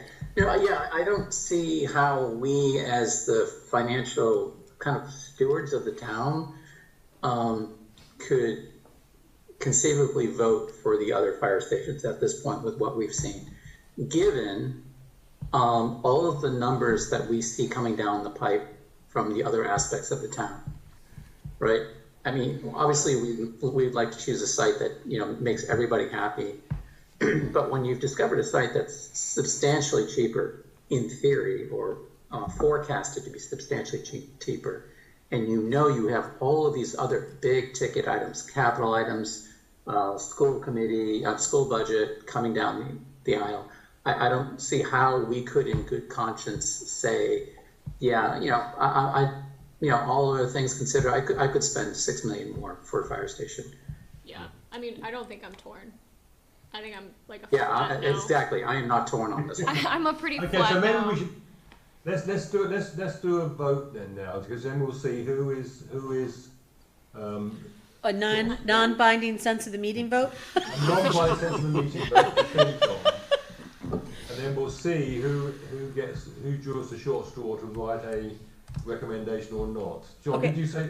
Yeah, I mean, yeah, this is a non-binding vote of a non-binding vote, so yeah. So just to be clear, a yes vote would be to approve $4 to $6 million to build somewhere else. Yeah. And a no vote would be to basically say 72 Stowe Road is the best bang for our buck right now. We'll try Just, and give you it some know, do sure, so yeah. road. Okay. Especially with the zoning Yeah. changes Okay, so that let's we go just around then. discussed. So I'll start with John Connor. No. Okay, Joe Stolpin. No. Michelle. No. Maria. No. John. No. And Tony, no. Okay, well, I guess that's one recommendation. Okay, well, there wasn't that much debate there, was there? Okay, so we're voting against this sense of the meeting, but I do believe that we should speak to, I don't want to do a pro and con like Gary suggested. Thank you, Gary, no offense. But just speak to kind of all the reasons why. Given everything being equal, 72 Stowe Road on the table, right? This is the way we're gonna go. This is interesting because you're absolutely unanimously agreeing with the Fire Station Building Committee, who I believe still believes that 72 Stowe Road is the least expensive, most viable site, but they can't afford to go back and fail this again. Like I said, we've lost 4 firefighters, and we're struggling to get our per diem, our part-time firefighters to come in and respond to calls. We can't lose more firefighters, and we can't put them in jeopardy at the station they're at. So it's like, we have to build a station, but we have to get to a yes vote on something. And I think everyone in this Yeah, room knows that 72 Store Road is the site. But I think that we need to, in this recommendation, it needs to be said that we are voting this from a financial, because within our lane, we are voting the financial aspect of this. Yep. Right, straight up. I do believe that you're right, people are gonna push back, there's gonna be pushback that says, yes, but if 72 Stowe Road fails, it's gonna cost another $1.2 million. And I get that, which is why on the committee, I continue to vote to look at other pieces of property to see. That's why the sense of the meeting vote is important, right? Because then it should be, I know it may not be consistent with what gets eventually voted, but it ought to help us understand if there's a majority who agree with us.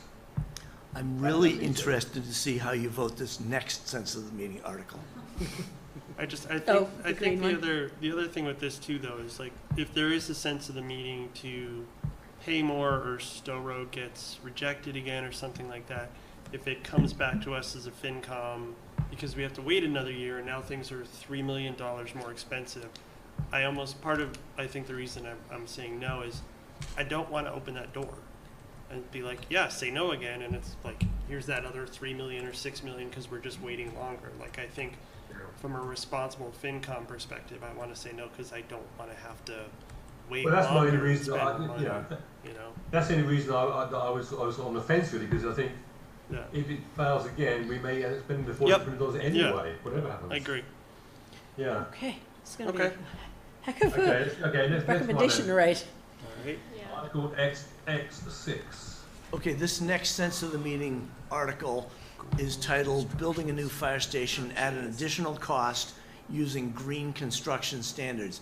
Now, to be clear, there are some things that are already in the building code that require us to build to green standards. But then there are other things, and I'll give you one, for example, it was mentioned already, geothermal wells is something that you would have to pre-plan and put onto the site. And we know that the cost to do that is $700,000 plus. I've put a placeholder of $2 million extra into this article as a draft, and it's just a draft. I don't know if 2 million is the right number. I know that it's at least 700,000, and we have our OPM and architect working on coming up with what is a reasonable number for green construction that's above and beyond what we're already required to do. It's somewhere between 700,000 and 2 million. So as we get closer, we should have a better estimate on that number. But this is so that the Fire Station Building Committee knows, is the town committed to spending more money to ensure that it's fully green? In other words, solar panels on top, geothermal wells, put in the ground, all those sorts of things. And I think that this language on this one is going to change as we get some more of the specifics on what are some of the other things we need to consider from our architect and OPM, and again, the number will change. I have a question on this one just right away about it that you may not have an answer for. Green energy, green codes, all that kind of stuff. Will this pay back over time? That's like the number one question I have. Like, using energy efficient lighting or net zero energy, all that kind of stuff. If we're paying $2 million now, and we're going to have this fire station for what? Hopefully 20, 30 years? 50-year building is what we're going for. 50-year building. 20 years from now, is it going to cost like $4 million because we didn't do this? I know that's kind of a vague answer, but like from a perspective, like I know a lot of these, some of these like, geothermal well or something like that. If it makes sense, that I think is just what would help guide my decision. If it's just to make it nice and environmentally compliant, from a FinCom perspective, it's hard for me to recommend again. So we haven't talked about this much in our Fire Station Building Committee meeting, but based on the last building committee I sat on with Mary, we actually, when we were making this decision, we got kind of a breakdown that said, here is the payback period. So Okay. geothermal takes a while to pay back. Yep. But it does ultimately pay back. So we ended same up with solar going, panels, yeah, all so that we ended up stuff. going net zero. We were the only school in the state that was net zero, right Okay. down to collecting the gray water to put back through, collecting rainwater for the bathrooms to be able to, so we had different piping going in, right? We had an underground cistern just for flushing the toilets and collecting water. So we went full net zero. Not full, Toilets, black water, that's gone. It's the rainwater coming down. the rainwater, that's what I said, yeah. So, but we did have a chart. I would imagine that would be part of the information that we would have on this going into town meeting. We're not gonna have it before town meeting, Okay. before printing.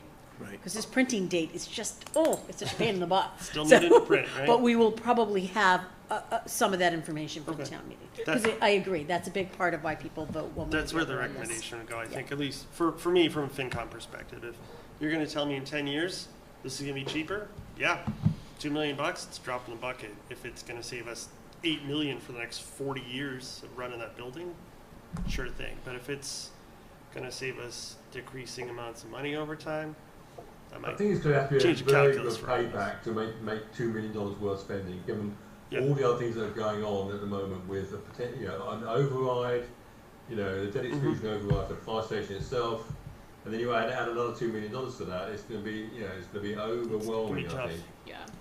I mean, not to be that guy to vote down green initiatives. I love the environment. Mhm. But Same? like, with information provided here, notwithstanding, like, I don't know, maybe there's grants or incentives that I don't know about, but just based on this information, I can't Are be you talking about supportive of information in this. the summary? Yeah. I assume you're Yeah, reading the warrant. I'm Okay, reading the warrant. okay. Yep. I was like, I can't be supportive of that. I need Um, like a, So the one thing we could do, since we don't have all that information, if we're not comfortable just voting it down or voting it up, Yeah. and either way is fine with me, we could defer this vote. We could just vote to defer our recommendation to town meeting, because at that point, we might be able to have more information on payback. Yeah. And then Then would we we, could if, talk right would be more before or comfortable something with like that? Yeah. I would be way more comfortable. Yes. Because I don't want to just be like, Although, no. will we get information on payback if we don't have specifics like standards such as LEED? There's LEED silver, gold, platinum, very different levels to reach. True. Well, I So think, the cost is on Mary those is looking for different. that information from the engineers? Cost to reach it and the payback is going to be different based on Right. what we go for. Yeah, we've asked the architect and OPM for this information, both help with language and payback. I don't know how much we'll have in time, but we'll see. But the important thing with this question is, you ask anybody with no price tag attached, do you want green? Yes, of course. Yeah. Then you say, well, it comes at a premium, this is the premium, then you start getting a lot of no's or a mix. And so that's kind of where this question is headed, is are you willing to put money in, and it'll be really helpful for us all to see, what is the payback period. And what is, John, you got One your quick hand thing up? here, yeah. Yeah, I think it's unfair to debate, the existing construction techniques are also much more green than they used to be. I'm under that assumption, right? That, Yep. what we're getting already is gonna have LED lighting and all of that stuff, to begin with, I would Yeah. assume, right? And Yes. I think it's kind of makes it unfair to the, to the base package to kind of imply that it's gonna have, coal dust spewing out of the front if you don't go green. No, and that's gonna be clear in the language. That's something we've asked for the architect to give us, is what is already baked into the, into the building code. And so the cost that you're gonna have there is gonna say, the building is already gonna get this based on the building code. And then additional options that you could add on there for an extra cost are gonna be these things at this extra cost. Yep. Just one other thing is you have to be very careful with the paybacks that you're getting. I mean, those forecasts are always aggressive and put forth by the manufacturers to be usually far better than they actually are. And keep in mind that electricity at Boxborough was already very cheap to begin with. So just keep that in mind in terms of paybacks. I don't want to get into wordsmithing here, but the first sentence of the summary, is that relevant, really, to this sense of the meeting article? The fact that we voted against the firehouse at Stowe Road? I mean, this is a question for whatever site is chosen. This would be a yes, question for the that site. is true, that does seem irrelevant to the, It's relevant because there was money baked into the price of the project. Your geothermal wells is already baked in there, so that's $700,000 that could be taken out of the project if the committee But, knew and that it's that- only baked in at 72 Stowe Road because is it baked in at 502? It is baked into all of them as a base. Right, But that could be taken out if that's something that. But the first line is, at the 2025 annual town meeting, Boxborough voted against design funding for a firehouse located at 72 Stowe Road. What relevance is that Yeah. To green. to a green building, Yeah. is what Tony's asking. I think it's relevant because that $700,000 was built into that estimate. But it was built into all the estimates, Right. so, Yeah, so the question maybe is- it's, for any fire station we build, do we want to spend up to $2 million more to make it green? Wherever it might be in town. right, so maybe, Yeah, okay. maybe. So it could come out. Yeah, just Yeah. take out the located at. I mean, that's, Yeah. you know, Yep. design funds for a firehouse, period. It's Okay. just a matter of the 72 Yep. Stowe Road. Yep. Because we can't make it all about 72 Stowe Road. Got it. Because that's not Yeah. what this is, yeah. So are we, so it sounds like we're not sure what we want to do with this. Do we want to just vote to defer to town meeting with our recommendation? Yeah, I can't. I need in more. good faith make a recommendation. Yeah, I need more info. As long as you think the design will be complete enough to understand what the relative costs and payback periods might be. I don't know that the design will be complete I enough, mean, you but need we some will kind of have, design. well, we have like a basic high-level design, but we will have a list from the engineers and the architect and the OPM that says, think we can- here's I think- what's I think built we can vote. into basic construction Yeah. with the standards, and here's But- the additional stuff that you but- guys are talking about. Okay. So Maria, I don't see why we can't vote this now actually and get a sense of this meeting, because the question is, are we prepared to spend $2 million more on whatever site we have for a fire station to make it more green? And personally, I'm saying we can't afford this. We can't afford this, given all the other stuff that's going on, to layer on another thing on top of it, another $2 million. I think it's a pretty easy no vote from my point of view. But for me, it's certainly not. For me, I think I want to know what the payback is, because $2 million investment today could save us $10 million over 10 years. Yeah. Does that make more sense? And I can't believe I'm saying this, because I've come a long way, but after building the school,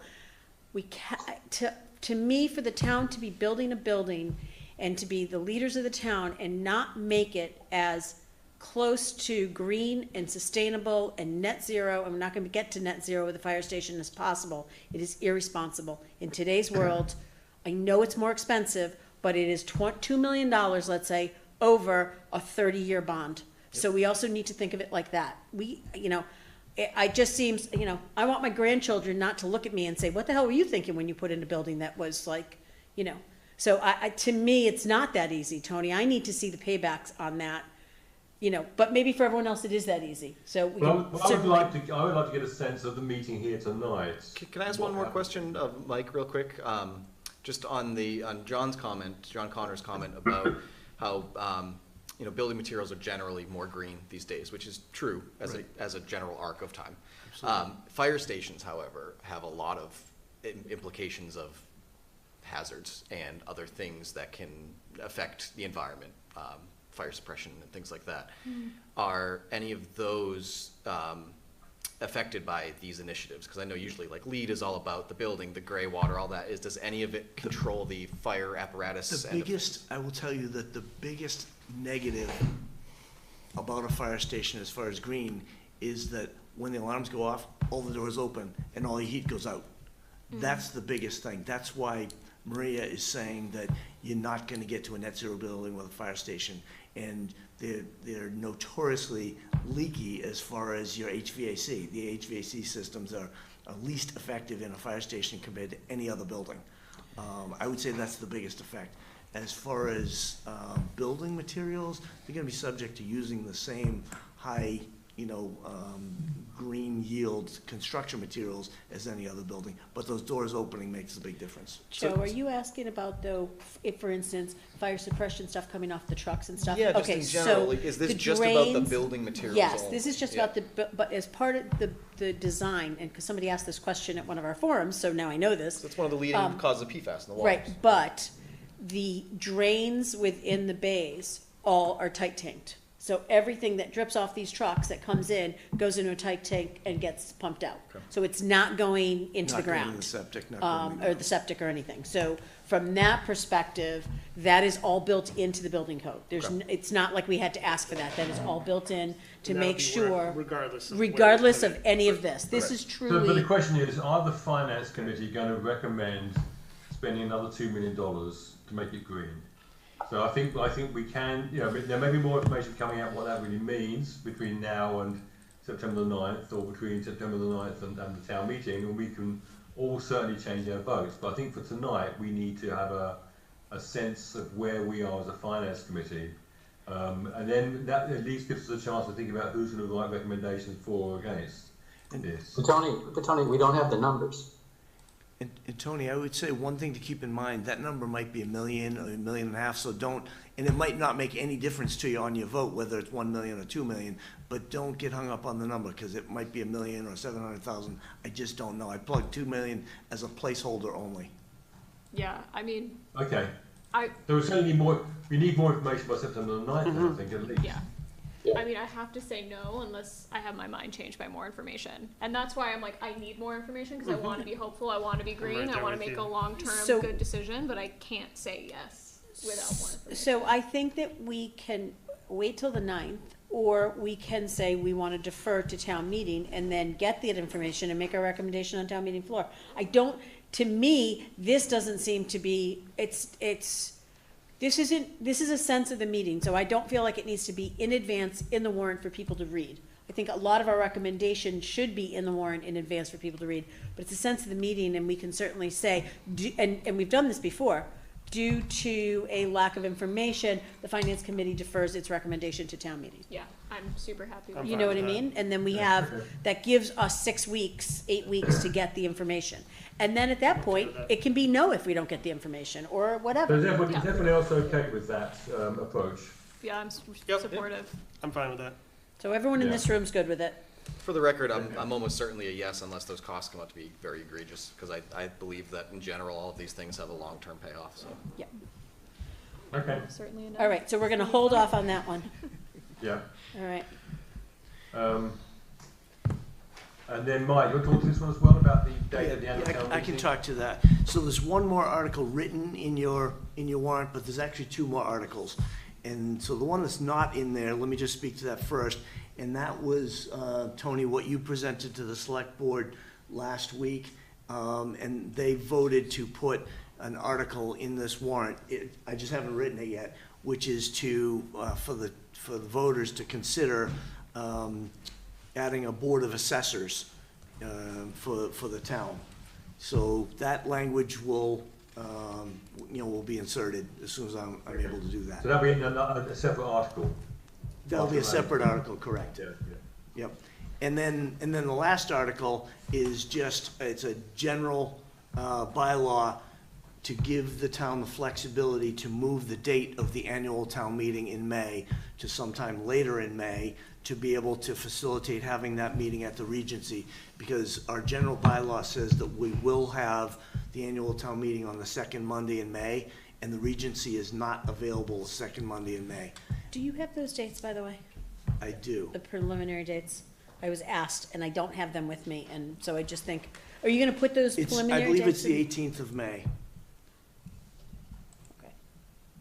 Starting on the 18th. Starting on the 18th, so 18th through the 21st of May. And then it would, this last article in your warrant would also give flexibility to move the elections to June. And then it would also give permanent flexibility if the town needed to move for some critical reason, like a location or some other reason, so it's not, so we don't have to come back to town meeting. Now, in general, the town is just gonna stick to what's in the bylaw. Second Monday of May, the following Tuesday after the next Monday would be elections, unless there was some good reason, like this year, we just couldn't get to a facility that has the capacity that we think we need, if we have an override vote, if we have, if we're voting construction funding, so on and so forth. That's what that last article is about. Okay, any comments, questions from anybody? It's an easy one. Yeah. I'm fine with it. Are Yeah. we I'm all fine. good at this? Yep. Yes. Yep.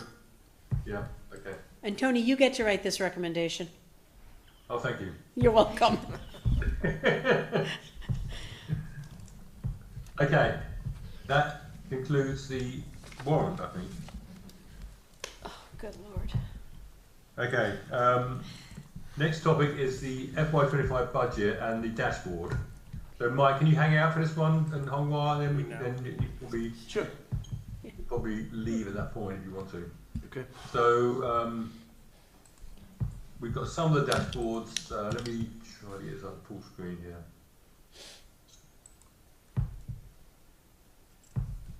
So firstly, the spending article, which is so if you look at the bottom there of the operating budget, we have $1 million left roughly at the end of the year, which is good news, back into free cash. We're at $1 million? $1 million. Okay, I thought that was much lower at the last meeting. Okay, we talked about that. We thought it was gonna be quite a bit lower than that, but it's not. Okay, right, because you said that, at the last meeting, you said it was gonna be lower, correct? Correct. Okay, all right, I just wanna make sure I wasn't, it's like $500,000. So where are the big changes? I mean, 80%, health service 80%, well, that's a small number, but it's only 80% of budget spent. Yeah, target and everything. Yeah, I can tell you where the big, so there are a number of areas where that money came back in. Treasurer collector, we had a vacancy there. And then when we hired someone, they came in at lower steps. We had a vacancy in the associate planner position, which we have since filled. We had a changeover in the building inspections department, and when we hired someone, brought someone in. The person who left that department was a high step, and we hired someone at step 1. We know about snow and ice. We had another mild year. Health insurance we talked about last time. We had a lot of people opt out, and we also had a lot of people do plan changes. So there was savings there. Mosquito control we talked about last time. We're going to budget that more tightly. We know that we're funding 2 different mechanisms, both in the cherry sheet, but also to the extra spraying we're doing. But we've been over budgeting that year to year, and we'll budget that more tightly this year.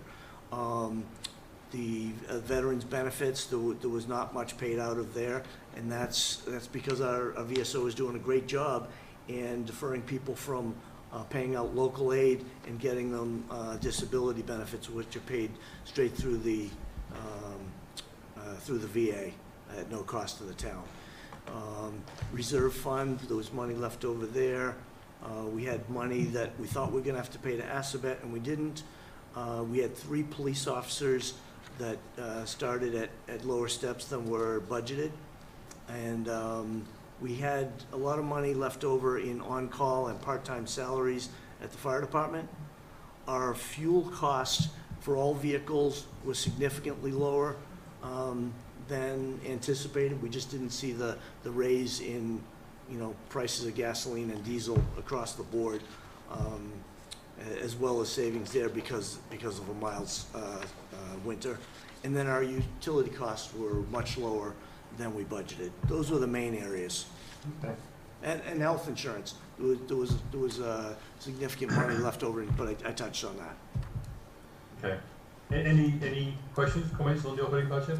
Yeah, can somebody explain to me the second to bottom line now? So is the other warrant articles just we haven't spent? Yeah, so or- actually, Hongwa and I discussed that today, John.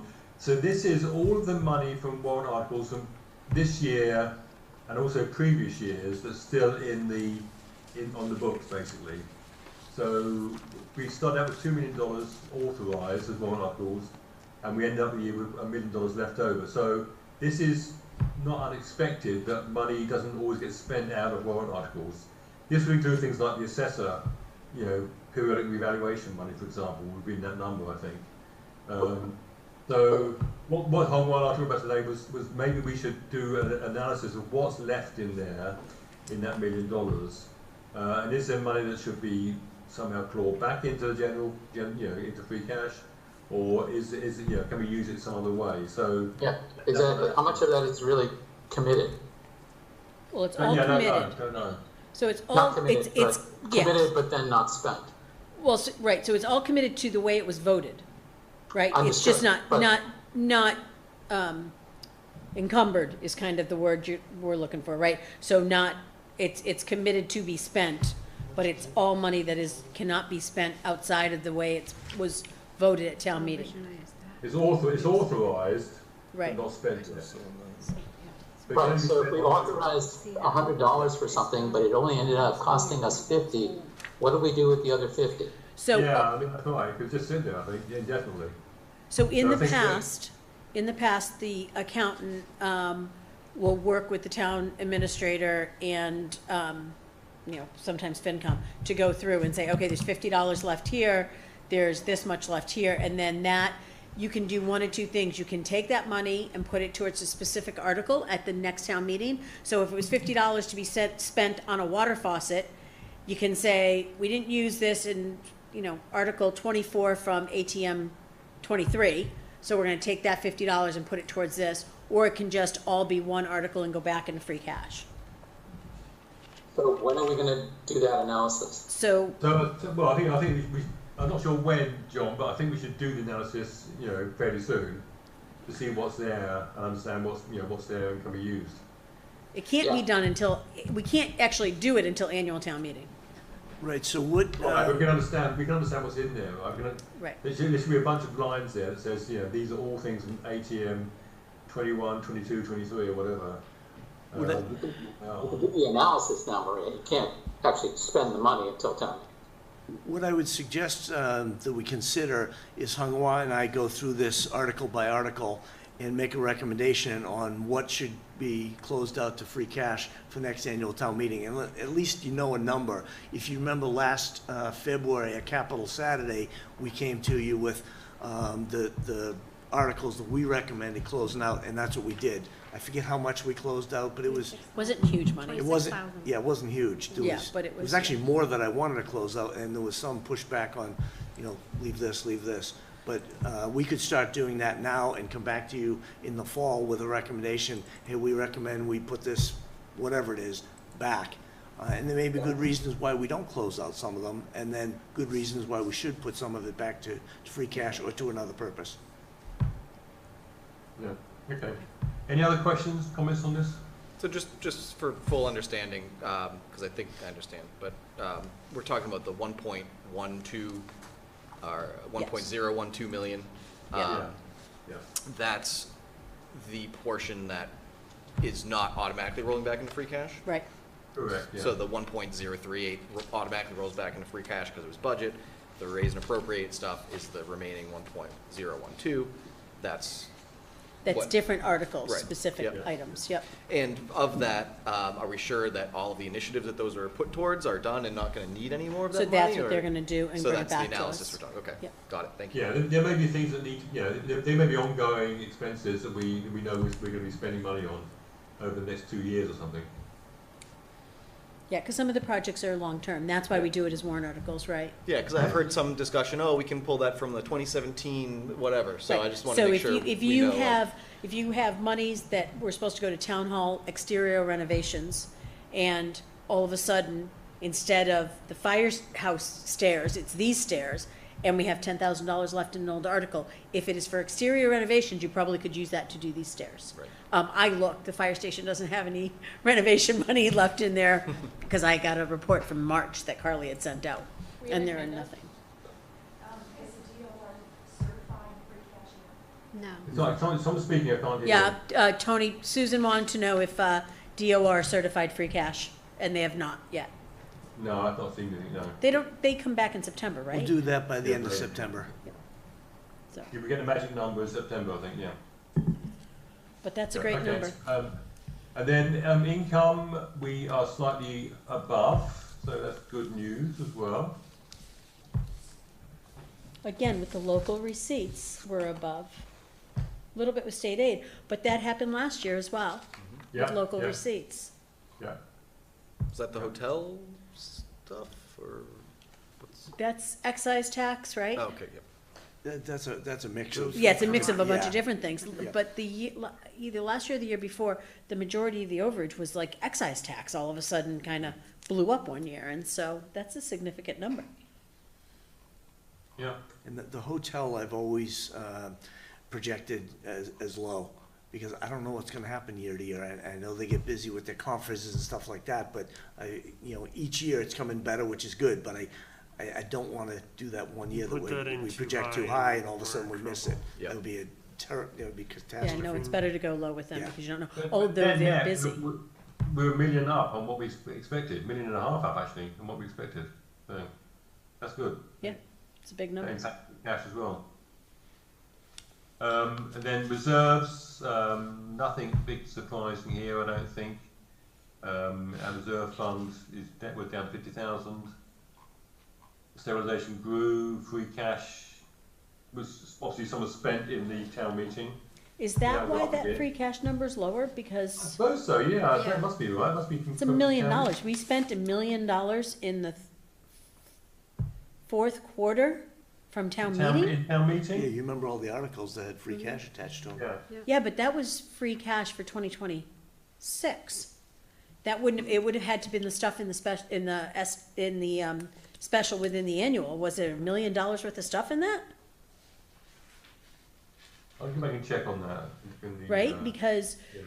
right, so anything that's within the special within the annual, we could spend. If it was free cash, you can spend it the next day. But anything else doesn't get spent until can't get spent before July 1st, 2026. Right. What year are we in? July 1st, 2025, I'm sorry. So we shouldn't have, seems crazy that we Hold spent. on, maybe you can get me some numbers about what came out of free cash in Q4. Could you do that? Yep. Then the overlay reserve down a bit, so I guess that must have been an abatement, and abatements going out. Then OPEB grew. Then this is our debts sheet. We don't have a Q4 number for short-term borrowing. I'm assuming that should be 1.132 million on WA, like Q3. Wait, where are you? Q4. I'm looking at the bottom, the short-term borrowing, that's the bands.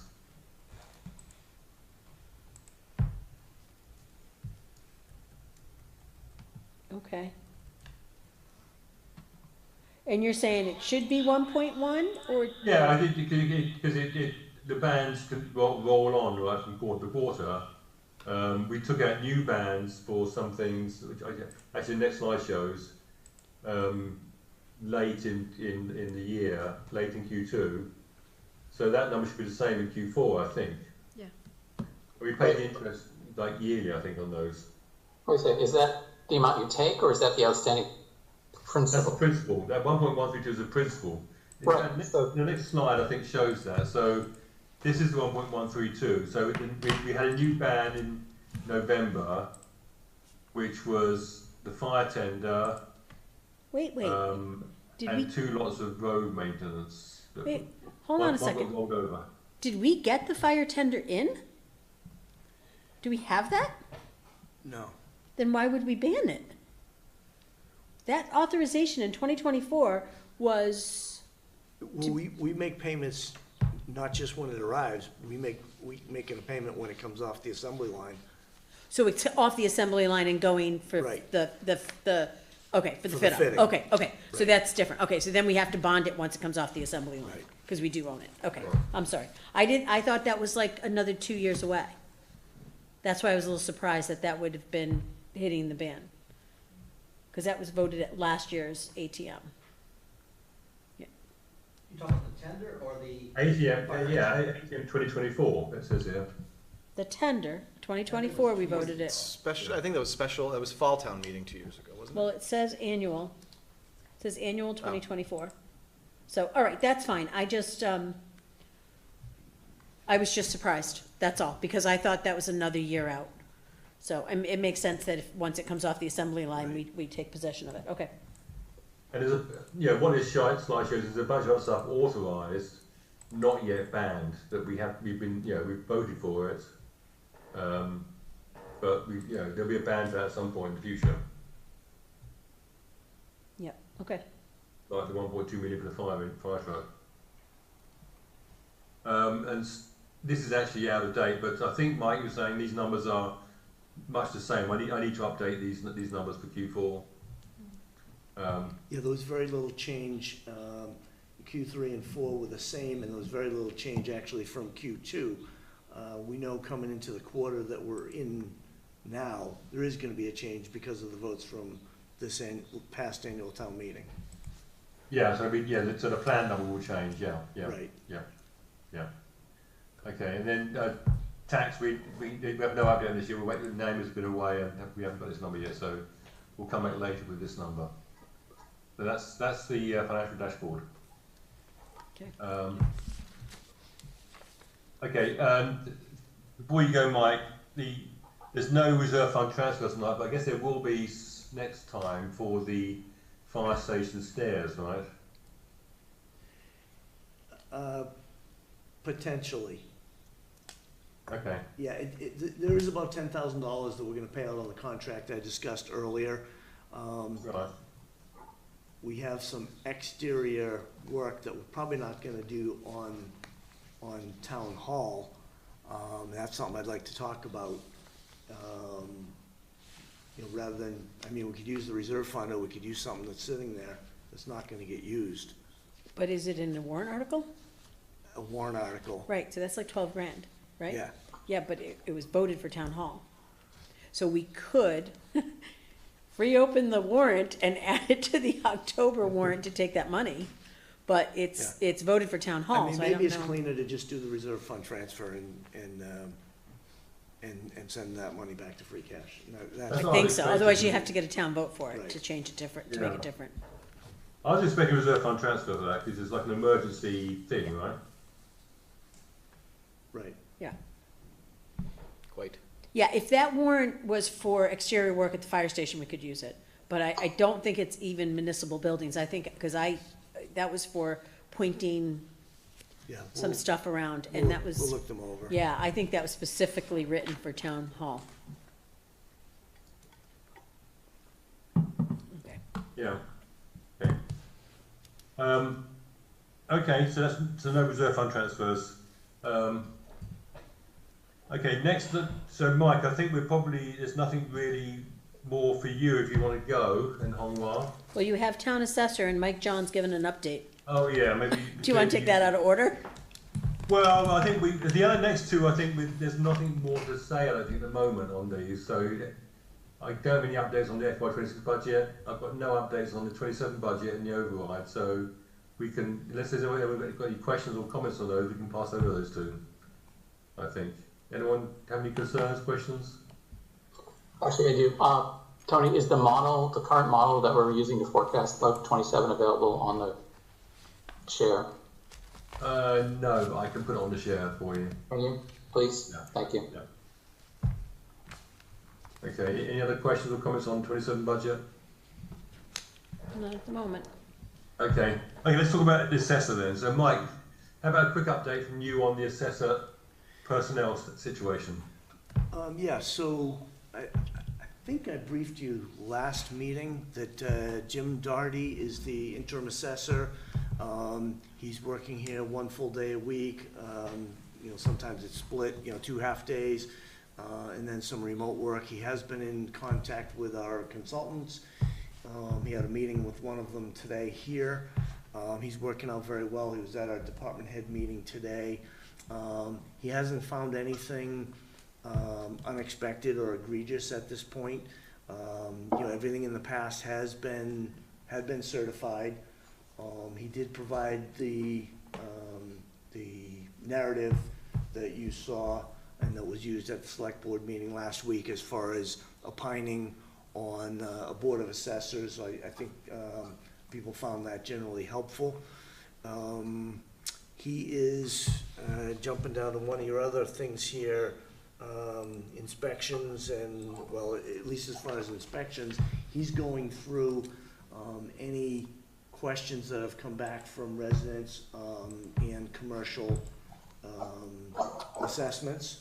And the commercial ones, he's, working with our consultants. The residential ones, he's either speaking with the residents or going out and doing, re-inspections as needed. That's kind of the update. And then, we have him on contract for 7 weeks. I expect we'll probably extend that contract. His contract is within the salary amount that has been put in the budget for that position.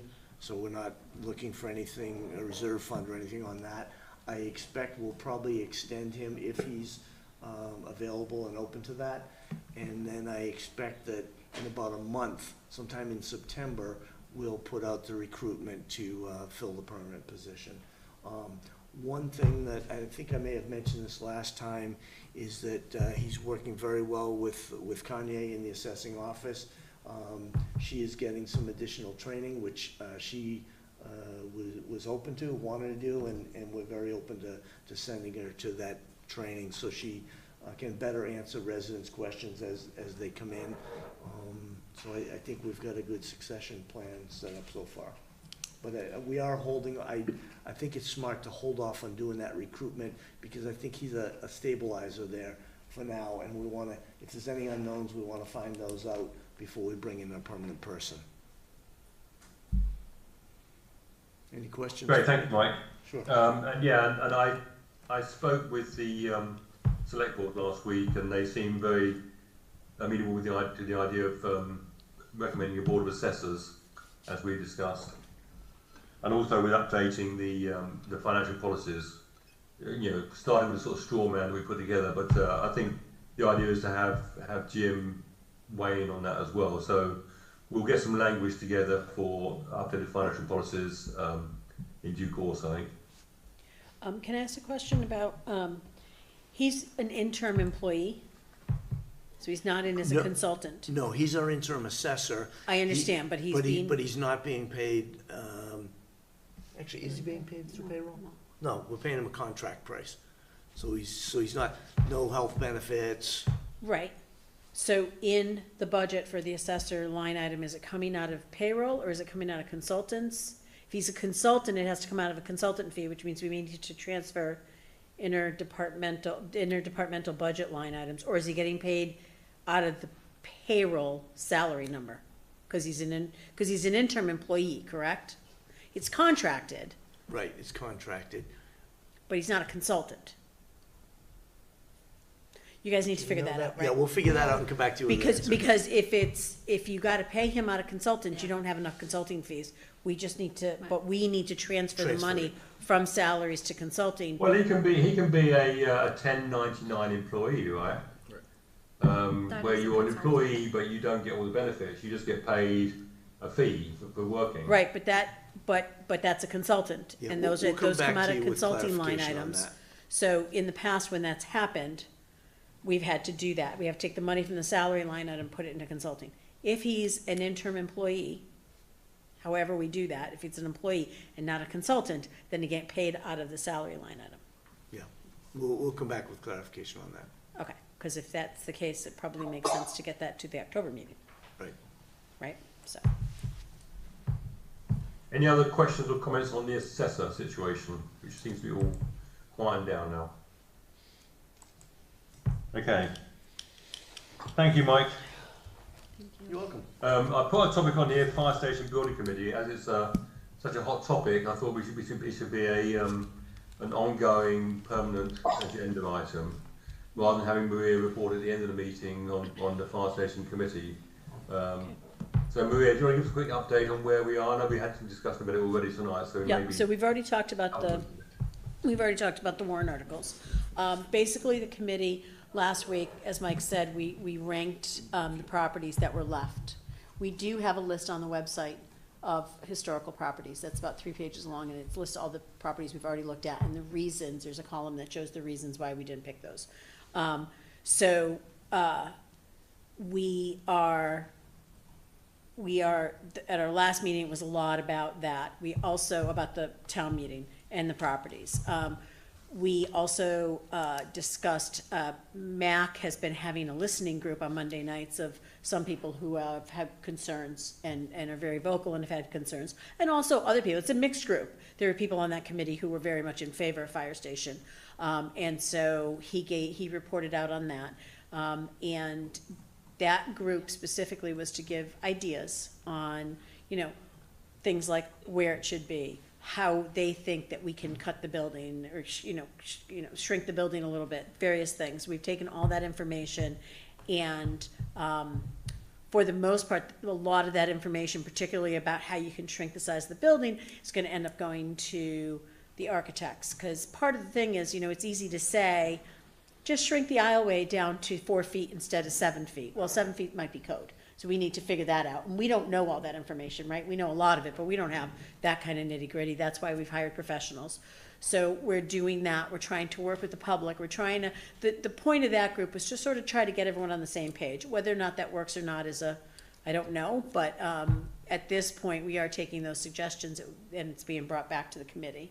Our big focus, I think, over the course of the next month until we get to town meeting, is going to be looking at the size of the building, looking at the different locations, getting the engineering reports. We've hired out for a sightline assessment on that 750-832 Stowe Road. Mass Ave, because that is one of the biggest concerns we have there is the sightline. Like, can we pull trucks out of there? Because if you come west or east on 111, it's crazy. And Mike's driven it, I've driven it. It's a little sketchy.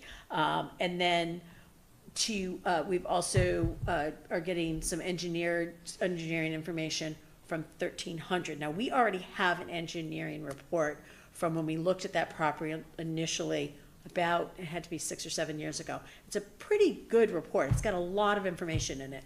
So we have some more engineering reports coming out so we can kind of see where that would land if we really pursued 1300.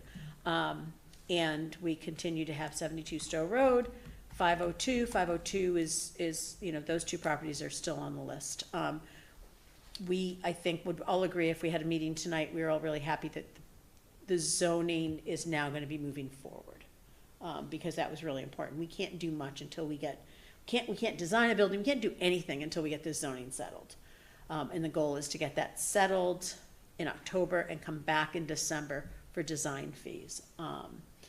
And we are going to be holding forums and listening sessions, I don't know, whatever you want to call them, between mid-September and October's meeting. We'll probably also be trying to get it into neighborhood groups, talking to whomever we can to try to get people to understand. The problem we really feel is that people need to understand, and they have a lot of questions. And we had a lot of people come after town meeting because so many people were like, well, what do you mean the fire station didn't pass? And so they came and they asked questions and they're getting information. We've also cleaned up and updated the website for the Fire Station Building Committee. So there is, I cannot tell you how much information, every presentation, every report currently, and all the historical data is on there. So if you have questions and you understand these reports, you can go on there and you can get all the information you want. Did I cover it all? I think so. I didn't miss anything, did I? Okay. Do you guys have any questions? Not about zoning, because we already talked about that? No? Okay. So we're marching forward. Not gonna lie. Starting to feel like a little bit of a uphill battle, but we're gonna get there, right, Alan? So is a listening group very a positive thing in your mind? I will say, I was very reluctant, Tony, when this first came up, because I felt like we've heard all of this. But the group was a really good, diverse group of people, I think. I know that at least a few people who went in with the thought that we weren't doing our jobs, we didn't look at everything, we didn't understand it. There's at least a couple of them that came out with, wow, they have done a significant amount of work. They really do understand the project and all of that. There's still probably 3 or 4 people who believe that,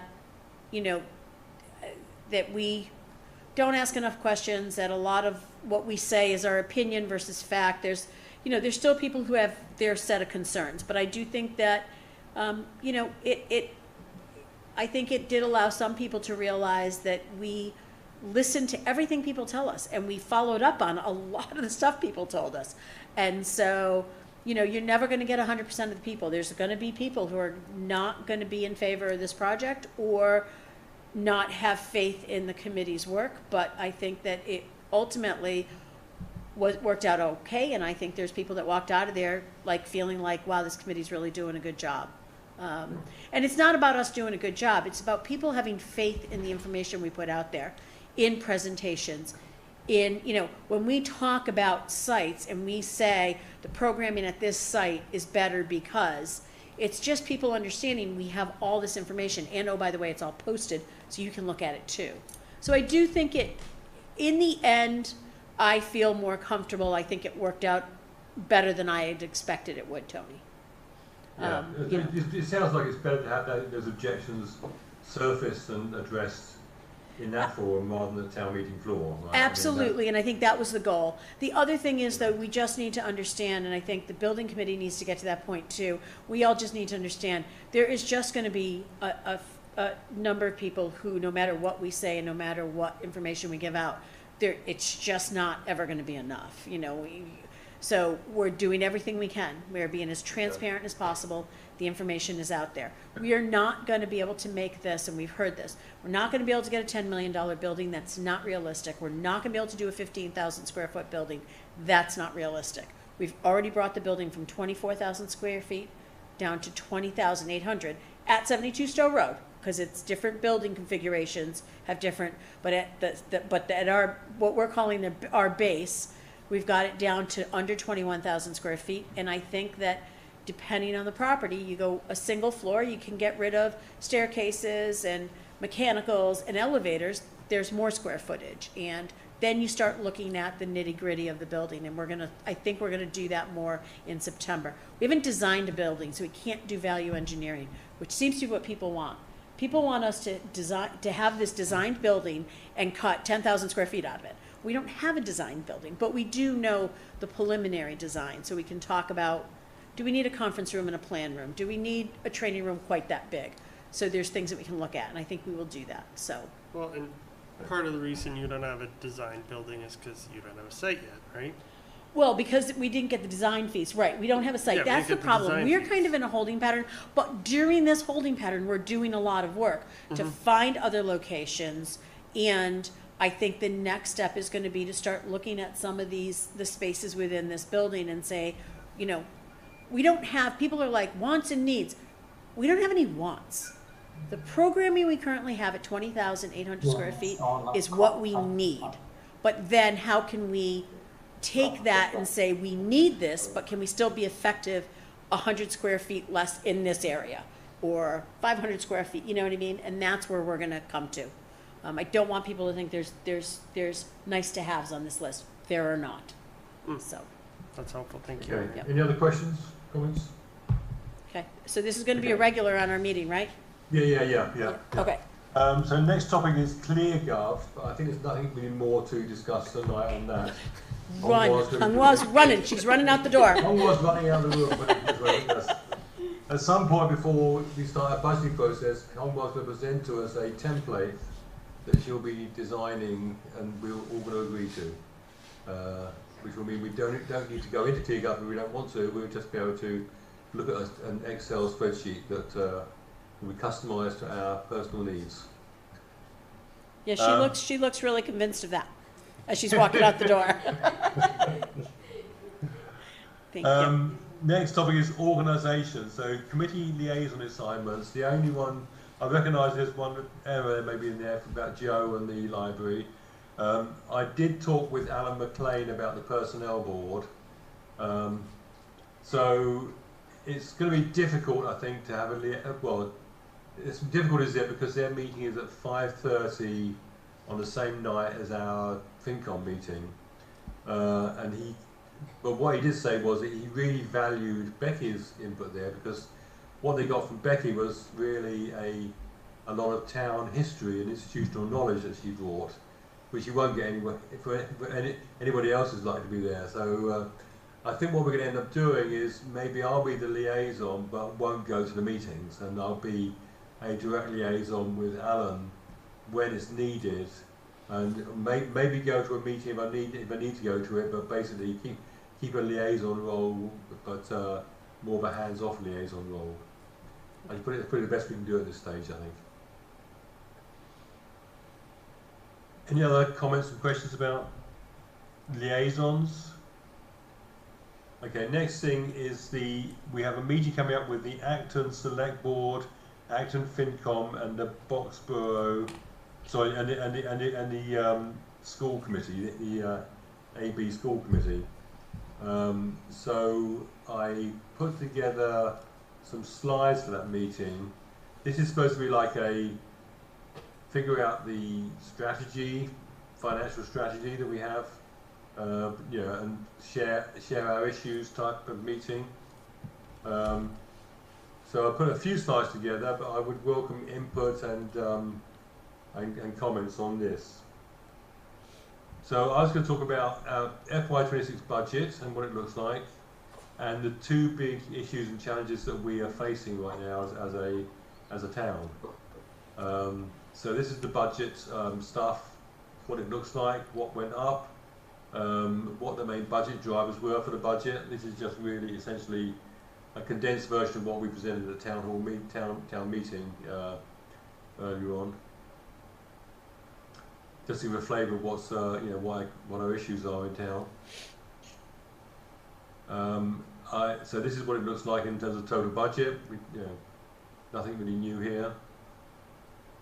Then the issues and challenges we have. So the levy limits and excess levy capacity. So the fact that we are heading towards an operational override next year. Then the fire station building and the impact on bonding. And the fact that we're working towards a debt exclusion override in the future. Yeah. So this is the numbers we're not talking about for levy limit. The fact that we've had an annual increase of 4.3% in our levy limits and a 5.5% increase in our levy. This is what the graph looks like. And this is the new growth drivers that are sort of not helping our situation. Again, all recycled slides here. And you know, our strategy here is to continue to control our levy at about a 5% increase each year, if we can, to maintain our services and our education budget. But we have challenges with certain costs which are uncontrollable. And then to work towards an FY27 operational override to raise the levy limit to provide some long-term flexibility for the next, you know, maybe 10 years, I would say. So that's, you know, that's our plan. And then the bonding situation, you know, we have existing debt, we have new debt this year we added, and then we have potential new debt from the fire station. So, which maybe, you know, these numbers are probably out of date now. So, again, major challenge coming up in terms of a debt exclusion override next year or the year after, I would say. So that fire station, Tony, that fire station number 30 million. Yeah. You know, you may want to put 30 to 36 million. Yeah. Understood. Think about that, because that's 30 million Stowe Road. Oh, yeah, because I just said 4 to 6. Yeah, gotcha. And then the only other thing with that presentation is, do we want to talk about like our concern with the school budget as well? Like that this increases that they're talking about it this year and what we had 2 years ago just is not sustainable long term. Like I didn't see that in there. Do we want to do a slide on that? Yeah, no, I think that's pretty fair enough. Yeah. Right, because you know that's the whole point. We are looking for them to do structural changes. Are they doing that? And you know, because this is it's not sustainable. Even if we do an override this year, if they continue having these huge increases every year, our enrollment aside, you know, we're going to end up constantly in this cycle of an override and then 3 years later an override, and that's just going to become. We're just not going to be able to pass overrides year after year. No. So, I mean, Tony, what is the objective of that meeting? I think it's to try to understand what all of our issues are and to figure out, where we jointly go with all of this. I mean, it's I think it's sort of vague, really. Okay. So, I mean, to that, I mean, I think to Maria's point, I think we need to, I mean, you show a lot of data in those slides, but I think what we need to do is show a slide just of the winnowing, not opportunity, but the how those lines are converging, and you do show that. But I just think we need to show something like a model or something to that effect of like, look, if you continue doing this, this is what happens to our budget, and this is what happens to our tax base, right? Or our assessments. It just says this is essentially mathematically impossible and politically completely impalatable or unpalatable. I mean, those are the numbers that we need to get through their head in terms of like, let's just show you the math. Here's why you can't keep doing that. Somehow we have to make that very clear to them. And just show that mathematically. And that's why like any type of forecasting that we're doing, and I know that's why I was curious about that model. Right. Because we're going to need to overlay the fire station and all of the engines that we're buying and all of that stuff into that model. And it's all hitting the fan in the next 2 to 5 years. Right. And it's going to become incredibly sensitive to any slight increase in expense from anywhere, really. Yeah. Well, I'm going to share the model with you. Maybe we can work together a bit on that, because how we present that's going to be quite critical, I think. Yeah. I mean, I just think we need, I don't think we should just say, here's our numbers. We should like, here's where it's kind of like, here's where we're going. It's not good. It's not like where we've been. We know they know it, we know it. It's like, if you continue doing this, this is what's going to happen. My 2 cents. Right. Yeah. No. Good.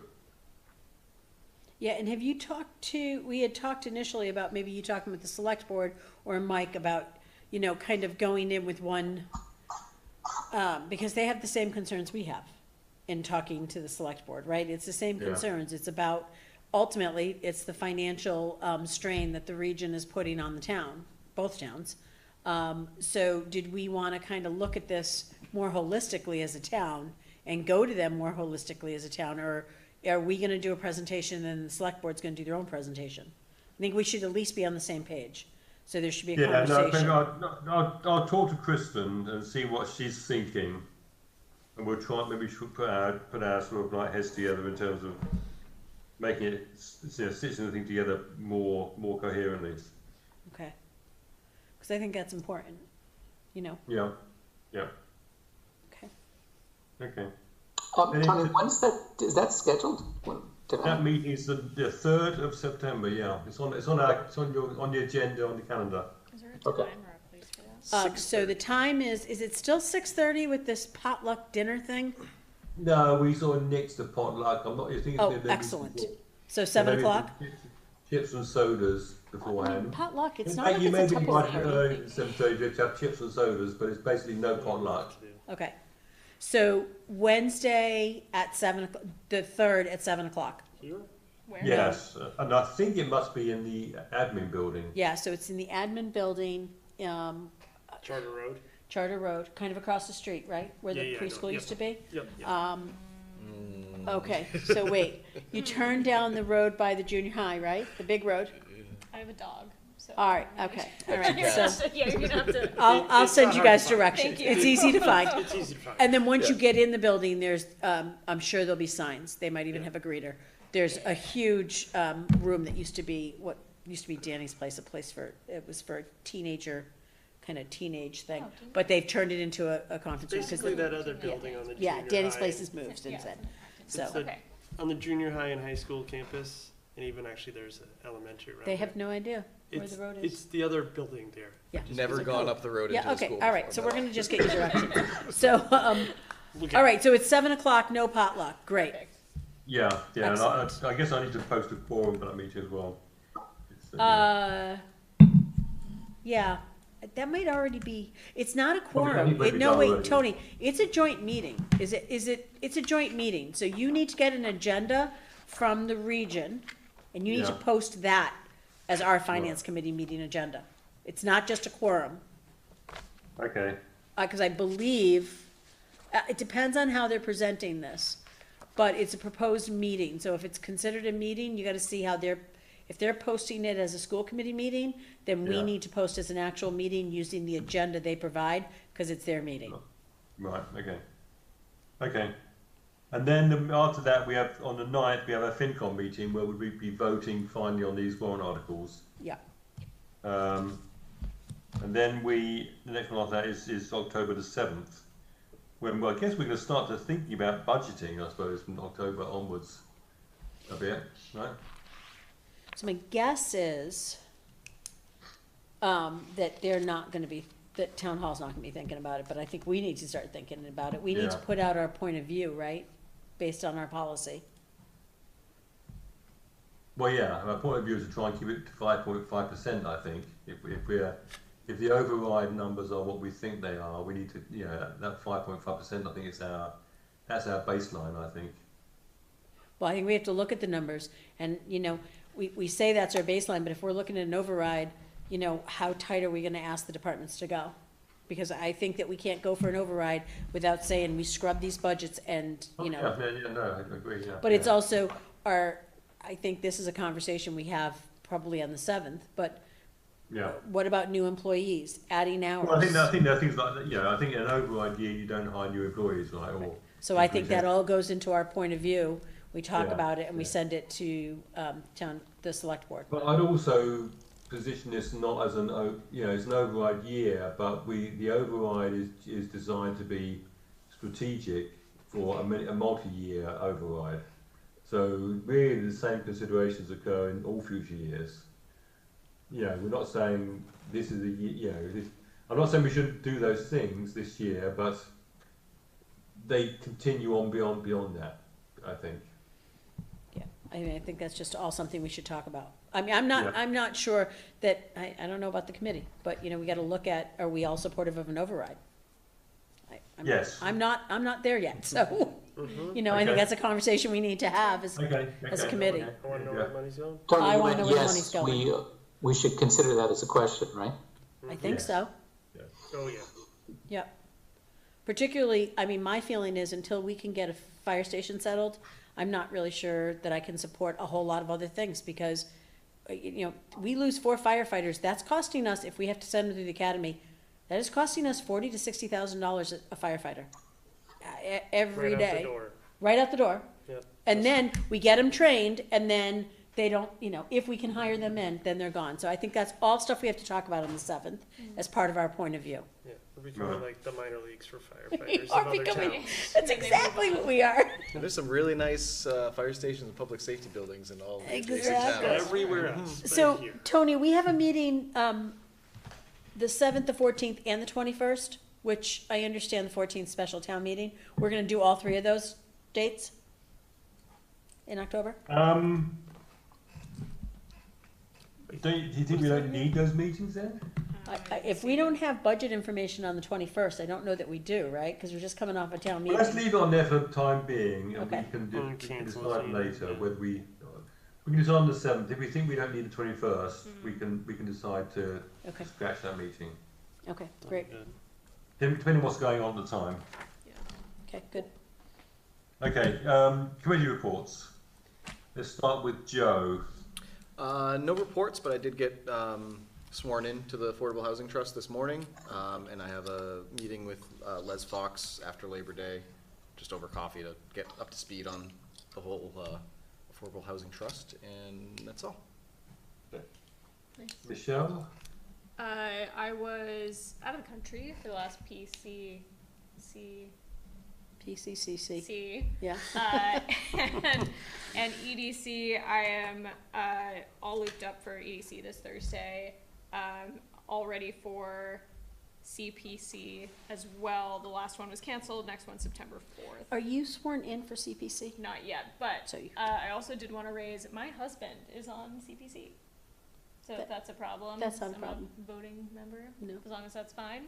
I'm gonna talk to John. John and I are both on the Historical Society together, so we'll get looped in and I'll be. I don't think it matters because I've been, I wanna say I was on the select board and my husband was on CPC and we made jokes about date night and we were on it together. Yeah. So I would just ask John, but I Romantic. don't think, yeah, Yeah. real romantic. No, I'll let John know and then I'll If get started. something comes here, like my wife is the chair of RecCom, if something comes here from CPC, Yeah, you you just- just abstain. Yeah. Like, Yeah, that's, I just yeah. wanted to like be Mhm. transparent. But you do on need that, to get but- sworn in. Yes. Yeah, which I before will that do. meeting, because you're a voting member. Yes, which I will do. The next one is in 2 weeks. 2 weeks. Maria, any others for you? I went to Council on Aging. I'm always amazed at all the things that they do. I didn't get to stay long that day because it was my first couple of days out for the first time, so it was kind of exhausting. So stayed for a little while. They're doing great, and I'll go to their next meeting and get more of an update and stuff from them. But I don't think there'll be any more. I didn't get the impression there'll be any more increases coming out of their department or anything like that. So, but I'll get more information at the next meeting. John Green? So nothing from RecCom, nothing from the Sustainability Committee. Their next meeting isn't until September 11th. But I did, reach out to both of them. Well, obviously the RecCom's easy because Hillary's the chair. But I did reach out to the Sustainability Committee, gave them all the info and the download from our last meeting, especially about the whole waste reduction working group and everything, but also, you mentioned about the 132,000 for the, green building and trying to start with something Boxborough owns. So just waiting to hear back about that, but the next meeting isn't until for another month. I connected with Les about the Water Resources Committee. Their meeting, unfortunately, is right now. So I'm going to connect with him afterwards and catch up and get up to speed on that one. But that's about it for me. John Connor? There haven't been any school committee meetings over the summer, publicly broadcast at least. But we are, as Tony, as you know, we're meeting with their consultant, I believe it's next week. So eagerly awaiting that interesting conversation.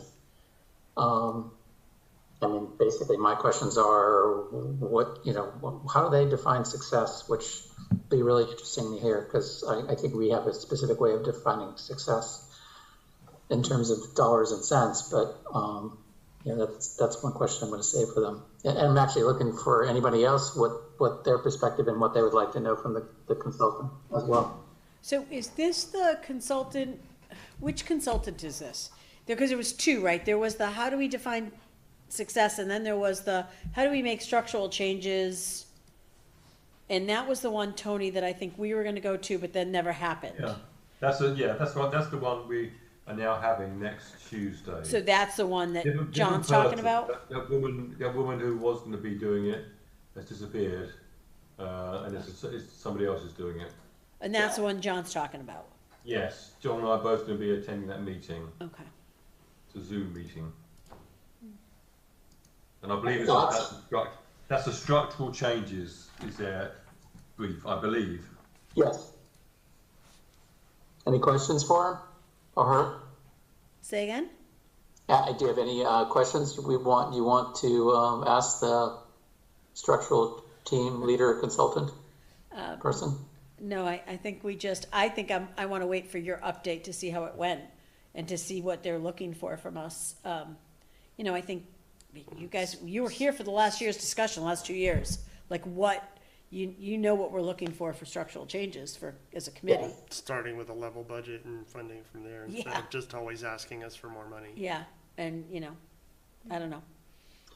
Yeah, it will be interesting to see how much of that actually plays into, if that's actually something they're even targeting, really, as a driver. But that's a whole nother, we'll find out. Yeah.